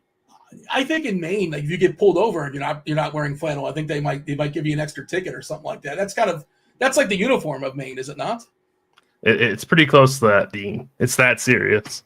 What % of your wardrobe is flannel or flannel adjacent? Probably a third, a solid third. I know Roth had to buy something special. He said he had to buy something special just to fit in. But is Roth wearing flannel? That looks more like a Navajo rug. I don't know if it's flannel adjacent. It's flannel adjacent. Yeah. Neil, you want to weigh in? You're the expert. Is that flannel adjacent? I count that as flannel. Yeah, I assume that's flannel material. It is flannel material. Yeah. Yeah, so it counts for sure. Flannel-esque. All right. They have a lot of games to talk about, Chop. Anything we should pester Crunch Time with before we step aside and get out of here? Of course, we've got to remind the people to hit that like button and to subscribe and turn on those notifications, do all those things that help us keep the lights on. Ross going to tell you, like, if you don't hit the like button enough, the show's just going to go away. That's just how that goes. But Chop, are we good? Anything else? Yeah, we better get out of here. All right. That was Chop. I was Dean. Roth, take it away. I think we made Chop uncomfortable with all the flannel. Welcome to it, ladies and gents. You know the drill. It's crunch time. When I saw who was on the show, I was like, oh, we've got a chance here. We've got a chance to go full flannel across the board. And I am so glad that that's how it went down. Not planned, by the way. Just happened that way. We got Tim, TastefulTides in the house. What up, Tim? Yeah, not much, Kevin. Good to see you. It's a pretty awesome slate here tonight. Big difference between the two sites. So if you have questions, make sure you definitely define which site you're playing on tonight. Big difference. Okay, I'm looking forward to kind of breaking that down. I think I saw Daniel Gafford was only 30-something% P-owned, which is just we have so many good centers though. He's going to drop 50 fantasy points. Yeah, no, I'm not saying he's a bad play, but I'm just saying we've got some amazing centers tonight. Well, that explains it, I guess, is that maybe you got to get a little bit of everything. We got Neil in the house as well, the original, the OG flannel. Well, now I need like a trucker hat. That's good. And a beard. I'm just like a few months from now, I'm just going to look exactly like you. What's up, Neil? How are you, man? I mean, you've still got hair, so I think you can go without a hat until you lose more of your hair. I think I'd still be rocking more hair if I had it. I'm doing well. I'm going to the Timberwolves game tonight, which is looking more and more like it's going to be a game that you're going to want pieces of tonight. So I'll be able to track my lineups in person. That'll be fun. Very nice. That's always a good time, and that means you kind of have to stack that game, right? Those are the 100%. I mean, I'm playing Ant. I'm playing so much Ant. Yeah. I'm playing some Keaton Mitchell, maybe some Bogdan. There's a lot of good potential pieces from that game. Of course, some of the Atlanta stuff still up in the air, but my Timberwolves you can play either way. Okay, very nice. Well, I'm looking forward to it. It sounds like we've got a lot to dive into here with the slates being very different. We have 37 minutes until lock. I did the math. So let's dive into it. Let's get going here. Tim, you want to give me a general rundown, and then Neil, I'll have you start us off on FanDuel Cash. Not Cash. FanDuel Point Guard, not Cash. Whatever you want. Yeah, so I mean, definitely that Atlanta game is super important tonight. We just got Dyson Daniels, kind of like a mid-afternoon downgrade to questionable. So if you were to miss, there would be so much value in that game. I think Hunter is still on the injury report that's questionable also. So DeAndre Hunter could end up being a big piece of news also. So I mean, there could end up being tons of value in the Atlanta game. So definitely, I'm looking to backload my lineups. That means I'm fading Detroit, Cleveland, Lakers, and Charlotte. I see basically no reason to play the Detroit Cleveland game. Like Cleveland, they do have a high total, but like I'm basically backloading. I don't know what Neil's doing. I'm only a single entry player, but like Neil plays a whole bunch of teams, right, Neil? So what are you doing? Are you backloading as well? 100%. Yeah. I mean, I'm only playing on DraftKings tonight, so I'll say that up front before we dive into what I would do on FanDuel. I'm playing around with it right now. But yeah, I really like the Minnesota Atlanta game, which is the last game on the slate or maybe second to last time period. Yeah, there's one that starts at 7:30 or 8:30 Eastern time. The Wolves game is at 8 o'clock Eastern time. So I really like that game. Then of course you also have Denver, Chicago at that time frame, and the early games just don't look that awesome on this slate. With I mean, LA, Charlotte is okay. There's some spots that I like there, but then Detroit, Cleveland, not the most appealing spot here. So yeah, I'll be backloading quite a bit. Okay, good stuff. Well, let's dive into it then. Let's just go ahead and get going here. Neil, you can start us off. We start on FanDuel. There's 2 more games on FanDuel. Is that the drill? There are 2 extra games on FanDuel starting after that late one. Still, like, none of them going super late here. I'm getting to, and I just did a preliminary run where I didn't change much except for giving a little bit of a boost to Bogdan and Keaton Wallace. I apparently gave a little bit too much of a boost because I don't think I'd want this much necessarily. But I like the idea of getting to those guys before we get the news, just kind of plan ahead for some potential news of Dyson Daniels being out, maybe DeAndre Hunter. So at point guard, currently I have Kyrie Irving. I'm getting to a ton. He's only 8,600 against Washington. Great spot here. Keaton Wallace currently is my second most. Again, that's after I gave him a bit of a projection boost. I don't know that I want as much as I have. I don't know it'll be my second highest, but maybe. I mean, he's only 3,900. I do like the idea of for some of your lineups planning ahead for the potential that some extra players going to be missing for Atlanta. Then I have Jamal Murray, again, great spot against Chicago. Jordan Clarkson, Spencer Dinwiddie, Colin Sexton, Josh Giddey, Russell Westbrook, and currently I did not dock Dyson Daniels, so I also currently have double-digit Dyson Daniels, and nobody else currently for me in double digits. Okay, Tim, walk me through your point guard thoughts in general. Yeah, definitely. I think I'm getting to Westbrook on FanDuel currently in my single entry team. Kyrie Irving stands out as a very, very strong play. He's shooting guard, point guard viable. Jordan Clarkson, 4,500. He's in that late game on FanDuel. He's not going to play like full minutes, but he's only 4,500. So he's super, super cheap. And then assuming that Daniels is out, Keaton Wallace would probably end up being a really, really strong play. So you might want to just kind of keep that in mind. He's 3,900. He would be a really, really strong value. And then I think if you want to go maybe a little bit off the board, I don't necessarily hate the Knicks Memphis game. So I think it's going to go pretty under owned. I don't mind Jalen Brunson at 9,100 for like large field GPP stuff, but definitely not a cash game play. Just large field stuff. Okay, I approve. Shooting guard, what are you doing there? Yeah, so it's a lot of the same names. We talked about Irving, we talked about Clarkson. I really like Anthony Edwards tonight, 9K. Probably Minnesota is going to blow out Atlanta. But I think that even if we got 3.5 quarters out of Anthony Edwards, he would be an absolutely amazing play. He's shooting guard, small forward eligible. I absolutely love him. Jamal Murray, we talked about. I think Koulibaly at 5,600. He's a decent play in that Dallas-Washington game. Krejci at 4,600. I think he's a strong value in that Atlanta game, especially if Dyson Daniels misses. I think that's probably the only guys that I'm considering currently for single entry. Just saw a comment from Cleveland Picker. Wallace is a free square on FanDuel. Is he only a free square if Daniels is out, or can we play this dude and then he just gets a bump? I think we want the news that he's starting. Sorry, go ahead, Tim. Yeah, I was just gonna say the same thing. I don't think he's a free square like as we sit here right now. I don't think he is. Yeah, I think he he could be a very strong play. Cleveland Picker says he played 38 minutes with Trey out on the 15th. But yeah, Trey is Trey is out. So Trey I guess is out. that is a good point. Yeah, if we get the news that he's starting, the problem is he's not a free square until we get more news. Like if Dyson Daniels and DeAndre Hunter are in, I don't know that it's a guarantee that Wallace is going to start, but I also don't hate the, like I said, I think I'm playing for that potential outcome that he does end up starting. Like I think that he will, and then he'll get a big bump in projection. So yeah, if you want to play him as though he's a free square, I think it's just there's still a little bit up in the air right now, and that we just don't know. So make sure you're paying attention if you're planning on playing him in all your lineups. Just make sure that he is starting. He's probably still playable at his price tag, even if he's not starting. But I'd be kind of surprised if multiple other starters are out and he's still not starting. I expect him to start.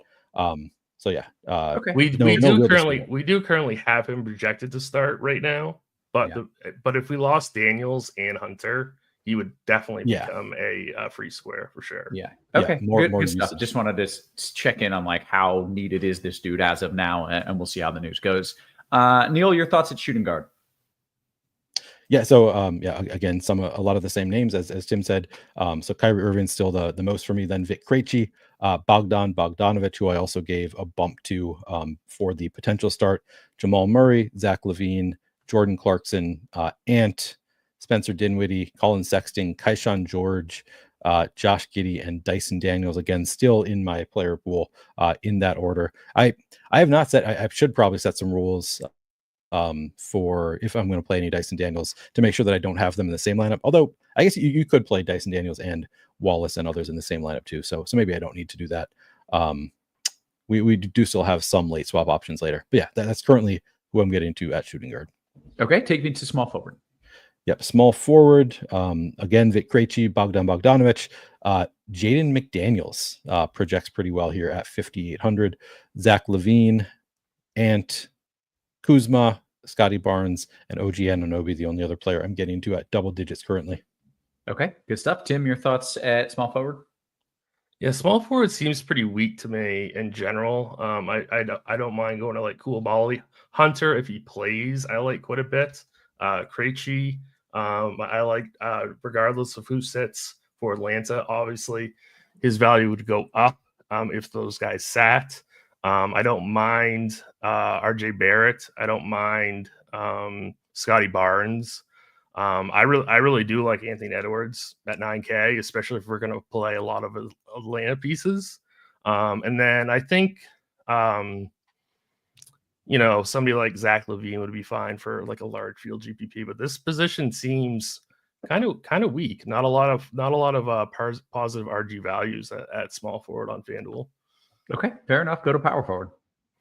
Power forwards, I think pretty easy on FanDuel. Like in cash games, you're definitely playing PJ Washington, and I think he's a pretty strong GPP play as well. That's a really, really great matchup for fantasy points for Dallas. So 6,800 for PJ Washington. I think he's like the clear like opto play. Giannis isn't far behind. He rates out really strong at 11.7. He's a really high RG value, very high opto rate.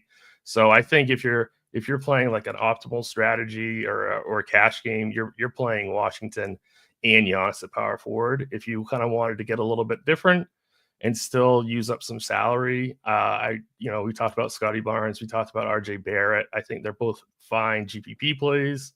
And then I think, I guess like Hunter is fine if he plays. And I think, we did just get Suggs out for Orlando. That might help Paulo Banchero a little bit. So he might be a decent GPP play at 8,600. So I think he'd be okay for large field. We talked a decent amount about some of these Mavs. PJ Washington, you just mentioned. Any interest in running that back with a Kuz or Poole or maybe somebody else, but probably just one of those dudes? Yeah, I do like Koulibaly quite a bit. Keyshawn George is rating out really well. That's a really, really strong game to get multiple pieces of, I think, regardless of this Atlanta situation. If Atlanta ends up sitting, Daniels and Hunter, you're going to get flooded with Atlanta, and then you're going to get flooded with Dallas. And, and that's completely fine. Yeah. Okay. Good stuff. Neil, your thoughts at power forward? Yeah, power forward on FanDuel. Getting to a ton of PJ Washington, Giannis, Jade McDaniels, Scotty Barnes. Really love the matchup for Scotty Barnes tonight in a close game. I think he could play huge minutes here. Kyle Kuzma, Kristaps, Evan Mobley, OG Anunoby, the only other player that I'm getting to in double digits. Larry Nance, I think if he's starting, which again, more likely if we have more players out, and would also get a boost in projection. Somebody I'm not currently getting to a lot of, but I actually think he's pretty interesting at 4,000, even after the dud last time out as a starter. At 4,000, the price is pretty nice on Nance, so could become interesting there also. Okay. That brings us to center spot. Neil, what do you like there? Getting to a ton of Drew Eubanks at 4,200, Daniel Gafford, Kristaps, Jakob Poeltl, Evan Mobley, and Brook Lopez, and that's it as far as double digits for me. I really do like AD, so maybe I'll give him a little bit of a boost. Also, Towns you can certainly play, but yeah, I'm not currently getting to double digits of those guys. Okay, Neil, your thoughts at the 5? You mean Tim? I do. You couldn't tell us apart, could you? It's the flannels. Yeah. So probably Gafford's your cash game play. I don't mind Jakob Poeltl either for $500 less at 7K. I think one of those two should be in your cash games. Drew Eubanks is fine at 4,200 if you want to pay down.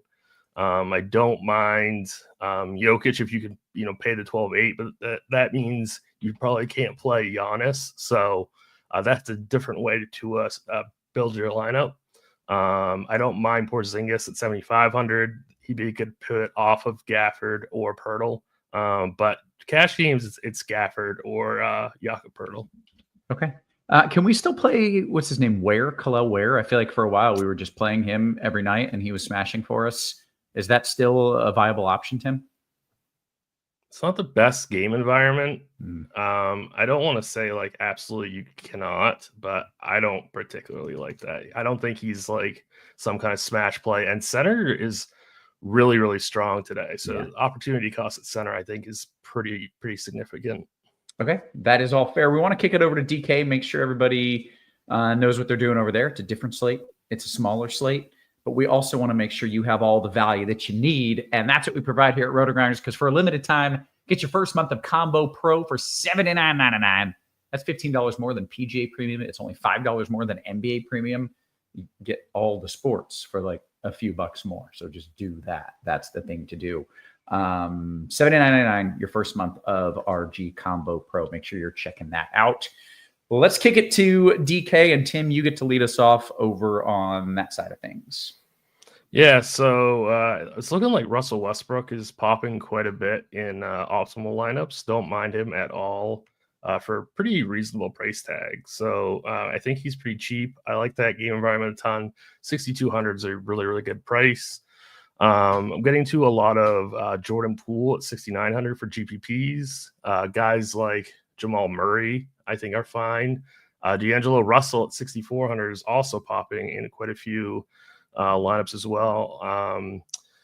So I like those guys. I love Brunson for GPPs, like I mentioned.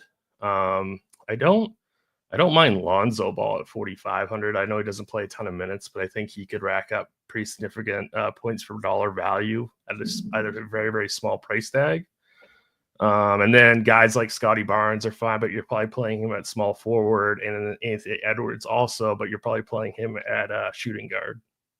Okay. Oh, and we should talk about Peyton Pritchard. He's probably a fairly decent play now that we got Derek White out. I don't mind Peyton Pritchard at 4,800 in like a large field setting. Okay, good stuff. Neil, your thoughts at point on DraftKings? Yep, and I just looked at him. I'm getting to a little bit of Pritchard, but Jamal Murray, I'm getting to the most of any point guard on DraftKings. Kyrie Irving, D'Lo, Keaton Wallace. Again, I gave a little bit of a preemptive boost there. Malik Monk, Ant, Russell Westbrook, Bob Carrington, Scotty Barnes. I gave a bump to. Really like him. Peyton Pritchard, and that is it as far as double digits for me at point guard. Okay, then we get to go to shooting guard. What are we doing over there? Oh, and I want to address the Magic situation with no Suggs. I don't think anybody really like jumps out like with Suggs out. Cole Anthony still doesn't project very well for 6,600.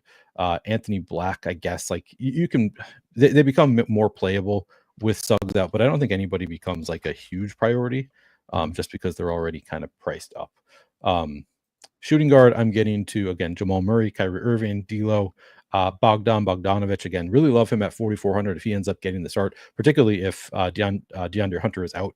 Bogdanovich is going to, I don't even know if he's going to get the start. I think regardless, if Hunter is out and Dyson Daniels is out, especially, Bogdanovich is just going to be forced into more usage and more playing time. So he's going to look awesome. But I think he's kind of playable regardless at 4,400. Zach LaVine, Malik Monk, Ant, Carrington, Pritchard, Grady Dick, Nickeil Alexander-Walker. That's it for me as far as double digits. Okay. Tim, your thoughts at shooting guard? Yeah, we're just getting a bunch of Atlanta news right now. Risache and Hunter are in. That might be the only news that we've gotten so far. Do you think that means the other dude is out? I don't know. I don't think that necessarily means that at all. No, because we just got the news on Dyson Daniels like a little bit ago, so that feels more like they call it a game time decision, right? Yeah, I actually I don't know if they ever said that, but okay. Yeah, I just know we just know that Hunter and Risache are in, so that's good to know at least. Yeah, Russell, I'm getting the most at shooting guard. I think Grady Dick is really strong, and GPP's at only 4,200. I like that price tag quite a bit. Kyrie Irving, 8,900. I think that he's a fantastic GPP play. Same thing with Anthony Edwards at 9,200. Some optimals, like earlier in the day, were giving me Max Christie. I don't really want any of that piece of that early game. I'm not going to waste a roster spot on him. I don't mind Zach LaVine in GPPs, but I think probably the cash game option is Russell and Jamal Murray, or Russell and Grady Dick. I think those are both really, really excellent, good points per dollar plays for cash. Okay, you get to take us to small forward then. Yeah, so Kaishan George at 3,700. I think that's just such a really, really good price tag. He's projected for slightly over 20 fantasy points, so I think he's a really strong value. I don't mind Max Strus as like a GPP pivot off of George. Both guys are relatively inexpensive. Michael Porter Jr. at 5,600.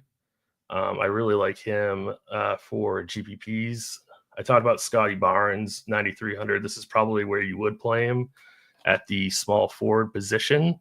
And now that we actually have Hunter in, I don't mind DeAndre Hunter at 6K. So I think he's decent. I also think Klay Thompson is decent as well. Like he's like, past his prime, but 5,200, it's a really good matchup for fantasy points. So I think that this could be an interesting spot for Klay Thomas. And nobody wants to ever play Klay Thompson. So at 3%. So I think he's a solid play for GPPs. Okay. Neil, your thoughts there at small forward? Yep. Kaishan George, I'm getting to a lot at 3,700. Michael Porter Jr., Scotty Barnes, I really like as a pay up option, fairly contrarian. Zach LaVine, RJ Barrett, also 7,700, great matchup. Nickeil Alexander-Walker, just 3,400. Jaylen Brown, Jaden McDaniels, nobody else in double digits for me. Okay, that brings us to power forward, Neil. Yeah, power forward, again, Kaishan George, Michael Porter Jr., Larry Nance, I gave a little bit of a bump to. Maybe I'll bring that down a little bit. Although if he's starting, I still am going to like Larry Nance, even with everybody in, I think. So maybe I'll keep it there. Al Horford, Patrick Williams, PJ Washington, Aaron Gordon. Daniels is out. Sorry, Daniels is out. Okay, no, sorry. That's a good. And Larry Nance is out. Larry Nance and Daniels are both out. That's interesting. All right, so Larry Nance, I gotta get him, and I probably have some Daniels also. Get those two out of there. That is going to make other Atlanta pieces more intriguing. Obviously, I think I guess the projections will update. We still are going to have to keep our eye on who's starting and stuff, because that might affect who we want to play a little bit. But that is helpful. Knowing So that if you guys are playing cash games, you're 100% playing Keaton Wallace at point guard, like no questions asked. Yeah. And he's like a 3 out of 3 play, 3 max also. So yeah, Keaton Wallace is definitely like the quote unquote free square. Okay. And then with the other news, because I feel like you were playing a dude who just got ruled out also. I'm sorry, I'm forgetting his name right now. Larry Nance. It might be Larry Nance. Yeah. So is there someone who's getting a bump now that maybe we weren't expecting outside of, the Wallace news? I mean, David Roddy potentially, I think could come into play a little bit at 3,200. He's only power forward eligible. I would imagine he's gonna, get a bump in projection. I don't know if he would start here. I'm trying to think of now. I'm trying to figure out who is available for. So it would probably be Wallace, Bogdanovich, Krejci, Ricochet, and Okongwu. Okay, that's what I'm guessing, Neil. I really don't know. I doubt they start Hunter. And I doubt they start Matthews. I mean, I guess it could be Roddy. My guess it's going to be Bogdanovich. You think Bogdanovich is going to get the start? Interesting. Yeah, it could be. I don't think it's going to be Hunter. Okay. So I think it's going to be either Bogdanovich or Roddy, I guess. Okay. And if one of those guys does draw the start, if you see Bogdanovich or Roddy starting, Tim, do you have interest there? I don't have interest in Roddy, but I would have big interest in Bogdanovich. Okay. But I guess it could be Matthews. Yeah. I mean, I don't know. That's weird. I still think it'd be a decent spot for Bogdanovich, though. Yeah. Okay. Yeah. I don't exactly know where we are because I got distracted. I think maybe we're at Tim, power forward. Yeah. I don't know. We'll pretend. Tim, did you do small forward yet, Tim? I believe I did, yeah. Okay, go to power forward. All right. It's you're definitely playing PJ Washington at power forward, same thing on FanDuel. He's kind of like your plug-in cash game play. Keyshawn George is completely fine at 3,700. Probably prefer playing him at the small forward position. But yeah, he's a fantastic play. I don't mind Aaron Gordon at 4,200. I think he'd be an okay play.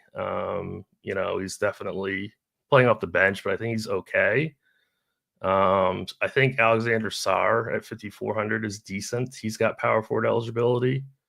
And then spend up options that I would consider are, probably maybe some Bonchero, maybe some Tatum, but really I think this is kind of a mid-range or spend down position.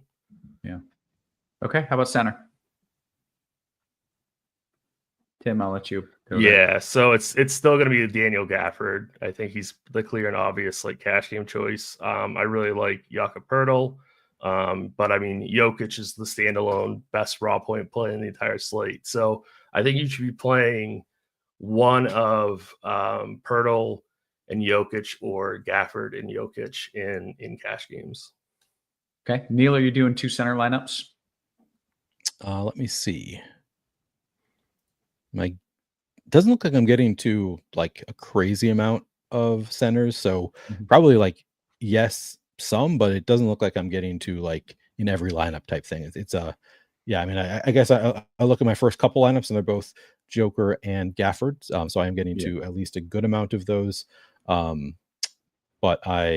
6 lineups down, I have Kyrie in the util spot.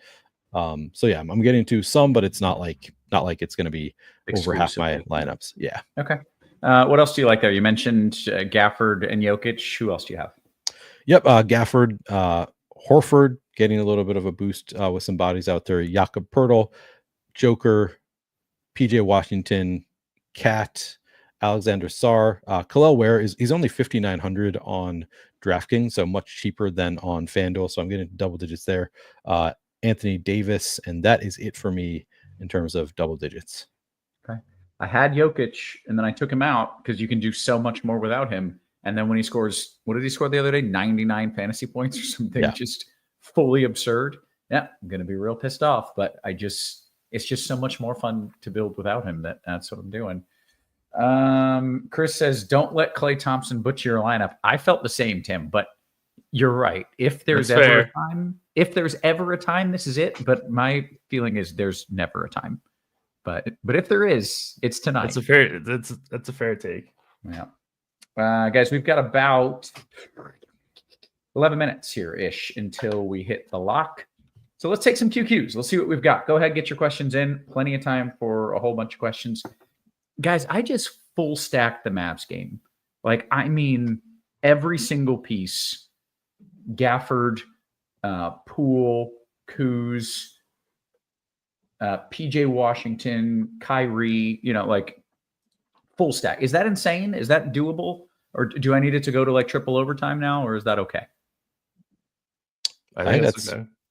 Fine. So how many do you have from each side? I think I have 3 for each side. Yeah, I think that's probably like the max I would go to there. But yeah, I think that's fine. Okay. All right. Well, let's see what we've got. Diving into the QQs that are not my own. HW says, FanDuel GPP. Tim, how many Hawks are too many Hawks? It's an interesting question now with some of the pieces that we've just seen move around. Definitely. I'd probably go, I don't know. FanDuel, I think you do the max 4. Probably 3 is the ideal number, though. Yeah. Okay. Very good. By the way, I don't know if I said this. I'm starting in the RG Discord. That's where the cool kids hang out. Make sure you sign up in the RotoGrinders Discord. If you're on YouTube, hit the thumbs up. I will get to those questions momentarily. In the meantime, Tim, coming right back to you. DK Large Field Tournament shooting guard Dick Strucer-Braun. For what again? DK Large Field GPP. Greedy Dick. Okay. Swag with Chris says, Neil, what do we got here? Dinwiddie or Koulibaly in FanDuel Cash? FanDuel Cash. All right, give me 1 second. I would go with Dinwiddie. Okay, and I've had a couple people asking about Asar Thompson. I don't think either of you guys mentioned him, but both in the YouTube and on Discord, I've seen people bring him up. Neil, did you have any interest there? I think that he looks like a fine play. I saw people bringing him up, and I was kind of looking at why I'm not getting to more of him. I think it's just that he is actually, I have 9%, so he just like barely doesn't make my threshold. I think he looks fine. He's 4,800, projects a little bit better than 5x value. Yeah, if you want to go to some All-Star, I think that's totally fine. Okay. Tim, do you have any All-Star? Are we doing a sequel? Tim, do you have any Asar? No, but he's fine for GPPs. I just don't want that much exposure to that game, really. But he's okay. Okay. Let's see what else we have. What Hawks to play in FanDuel Cash? Keaton and who else? Can you rank them? Tim, that's kind of a difficult one. So Wallace, definitely. Hunter, I think definitely are your 2, cash games should definitely be playing those 2, Wallace and Hunter. And then probably whoever starts between Matthews or Bogdanovich, one other piece I think is fine for cash. Okay. Good stuff. But Neil, back to you. DK small field GPP. Is Westbrook, MPJ, and Jokic too much Denver? And should I bring it back with anybody from Chicago? I think that's probably too much Denver. I think if they're all going off, it's just going to end up in a blowout. So I would probably limit it to 2, and they're just kind of expensive too. So I'd probably limit it to 2 from that group. If you were going to play 3, then I would absolutely bring it back with somebody from Chicago. Okay. We'll go to D-Rock, DK single entry GPP. DK GPP, sorry. Neil, Boucher and Amen, or P. Williams and Jaylen Brown? The first one. Okay. I feel like we didn't really bring up Amen Thompson, right? Did we bring up any Rockets? Not really. It's a tough matchup with Boston. I actually gave a little bit of a boost to Amen to get to a little bit. But not just really not getting to a ton. Them, yeah. Let's see. Where else are we? Neil, I'm coming right back to you for J Sam's FanDuel single entry GPP. Any interest in Zion, or am I being too cute? I think Zion is hang on. Let me look before I answer this, because I think he's not projected for a ton of minutes. He's 8,700. Single entry. Nobody else is going to have him. Like, he's going to be like, you would be the only person in the contest with him, possibly. I guess it's fine, but I'd be probably not where I'd go. But yeah, if you want to go there, like, he can put up points in a hurry. Yeah. Okay. Tim, coming back to you, going to pepper you with a few questions here. Are we playing any Knicks in a pace-up game? I think it was you who mentioned Brunson. Yeah, I really like Brunson. Neil mentioned Cat also. I don't mind either one of those guys, but I really like Brunson tonight in GPPs. Yeah. Let's see what else we've got here. How much do you like Anunoby, Tim? You got any OG? I would say only if Hart was out. I'm not sure if we got his status yet. If Hart was out, I wouldn't mind OG. Okay. And then one more for you, Tim. I'll let you off the hook. Horace says Şengün, Williams, or Triple J on FanDuel. Şengün, Williams, or Triple J? I would go Triple J. Okay. Neil, any AG love? Is that what, Aaron Gordon, I suppose? Any Aaron Gordon love in a DKGPP from Jackson? Yeah, I think Aaron Gordon is playable. I think we could see the minutes come up a little bit from where they are, and he's down to 4,200. So yeah, I think great matchup. No issue with playing some Aaron Gordon. Actually, in my latest run, I have 11%. Okay, there you go. Chris says, any Clippers? Any Suns?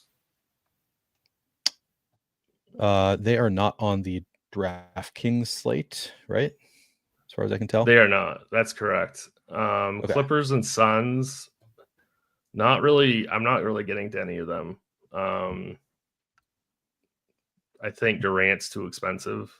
Yeah. Don't really love the spot. I don't really love this game. So. Okay.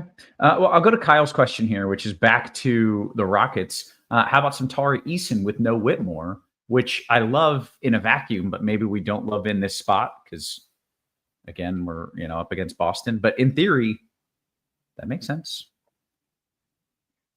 Eason's, I don't think he's in a very good spot tonight. I wouldn't play him. Yeah. All right. We have way better plays than Eason. Okay. Hall of Fame Fun says, Neil, talk to me about Zion 30-plus points at plus 475. I think we're not expecting Zion to play that many minutes, so I think that is the issue there. So over 30 points. What do we have? He was up to 26 minutes in his most recent game. He saw early in January 20. So his latest game log. 28 on the 7th, 28 on the 12th, and then 24, 23. Then didn't play for a week. He came back and played 26 minutes last time out. So it's possible he gets up to like 28, 29. I wouldn't expect much more than that. He could get there. He scored 28 points in 26 minutes last time out. It's not a bad matchup. Sure. I'm not a sports bettor, so that's not really my game, but like. Okay. But the odds there plus 475 are like, all right, it's not the worst. Doesn't sound crazy. Yeah. All right. Any Sabonis love? Neil, did you get to any Sabonis or just too many center options and you didn't get there? I don't think I got to much, if any. I have 0 Sabonis. I think he looks like a 5x value. I think he's totally fine. It's just that we have so many like really good center options on this slate. But he'll be low owned, I would expect. So I think he's like, if you need like a contrarian piece that can obviously he has a ceiling, it's fine. Yep. Okay. Tim, Christopher says, how about your boy Gobbert? Any Gobert there in a FanDuel single entry, or again, just centers 2 stacked trio? Center's too stacked for me to go to Gobert. Yeah. I don't think you have to get that cute. Yeah. Okay, back to some centers and FanDuel cash. Pirtle or Gafford? I mean, these are 2 great plays. Yeah, Gafford's probably the answer, but they're both really strong. According to Javier in the chat, and this would be important for you, Tim, Javier says Clay is apparently limited to 24 minutes, according to Kid. Did he get hurt? Yeah, I think he's got an ankle problem. Josh Hart is in, by the way. Okay. Yeah, Clay, we have projected for 27, so we might bring that down to 24, I guess. You're not playing his ass. You're not playing his ass at 24 minutes, right?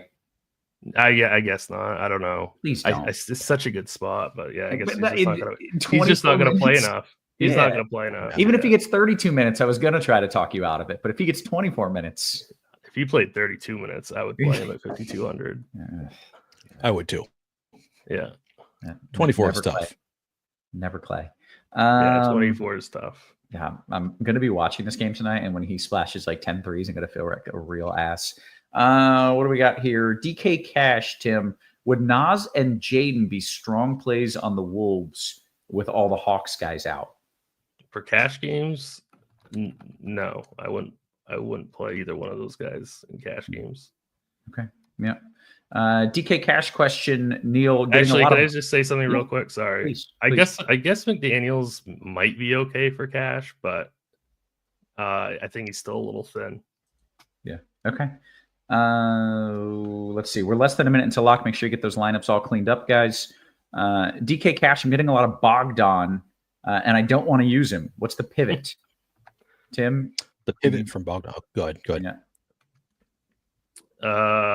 So he's 4,400. This is a DK or FanDuel? This is a DK Cash question. All right. You really don't want to play him. I guess probably Grady Dick or Max Strus would be the pivot. Tyshawn George, a small forward. I don't know if you already have him in there. Yeah. Neil, we got another question here. Thoughts on Jamal Murray for FanDuel Cash? I feel like you love Murray, right? Murray looked great on FanDuel, or both sites, really. Yeah. Is Krejci a FanDuel Cash worthy play, Tim? I heard Keaton, Hunter, Garrison, Bogdanovich. What do you think of Krejci? Which site was it? This is FanDuel Cash. FanDuel. I think it's okay. Yeah, it's fine. Okay. If you're playing 3 Hawks, are you bringing somebody back, Neil? If you're playing 3 Hawks, are you bringing it back? You don't need to because they're fairly cheap. Like, it depends on the price tag that you're paying for them. But if they're cheap enough, I don't think you need to bring back. Yeah. All right. David says no Waterboy love raps. I don't know what the hell that means. I don't know what that means, David. I don't either. I try to keep up with the nicknames. So I don't know. Let me know. All right. Hey, guess what? We've hit the lock, ladies and gentlemen. We did the things we came here to do. The flannel crew representing, taking you up to lock, taking you through lock, answering the question. Oh, the Waterboy's Boucher. Okay. Baba Boucher. Oh, Baba Boucher. And Boucher love, Tim? Yeah, I think he's fine in like a large field GPP. Yeah. All right. With that, I think we bounce on out of here. So for Tim, for Neil, for our wonderful production crew, always working hard behind the scenes. Guys, we appreciate you. We love you. And we will catch you tomorrow. You have been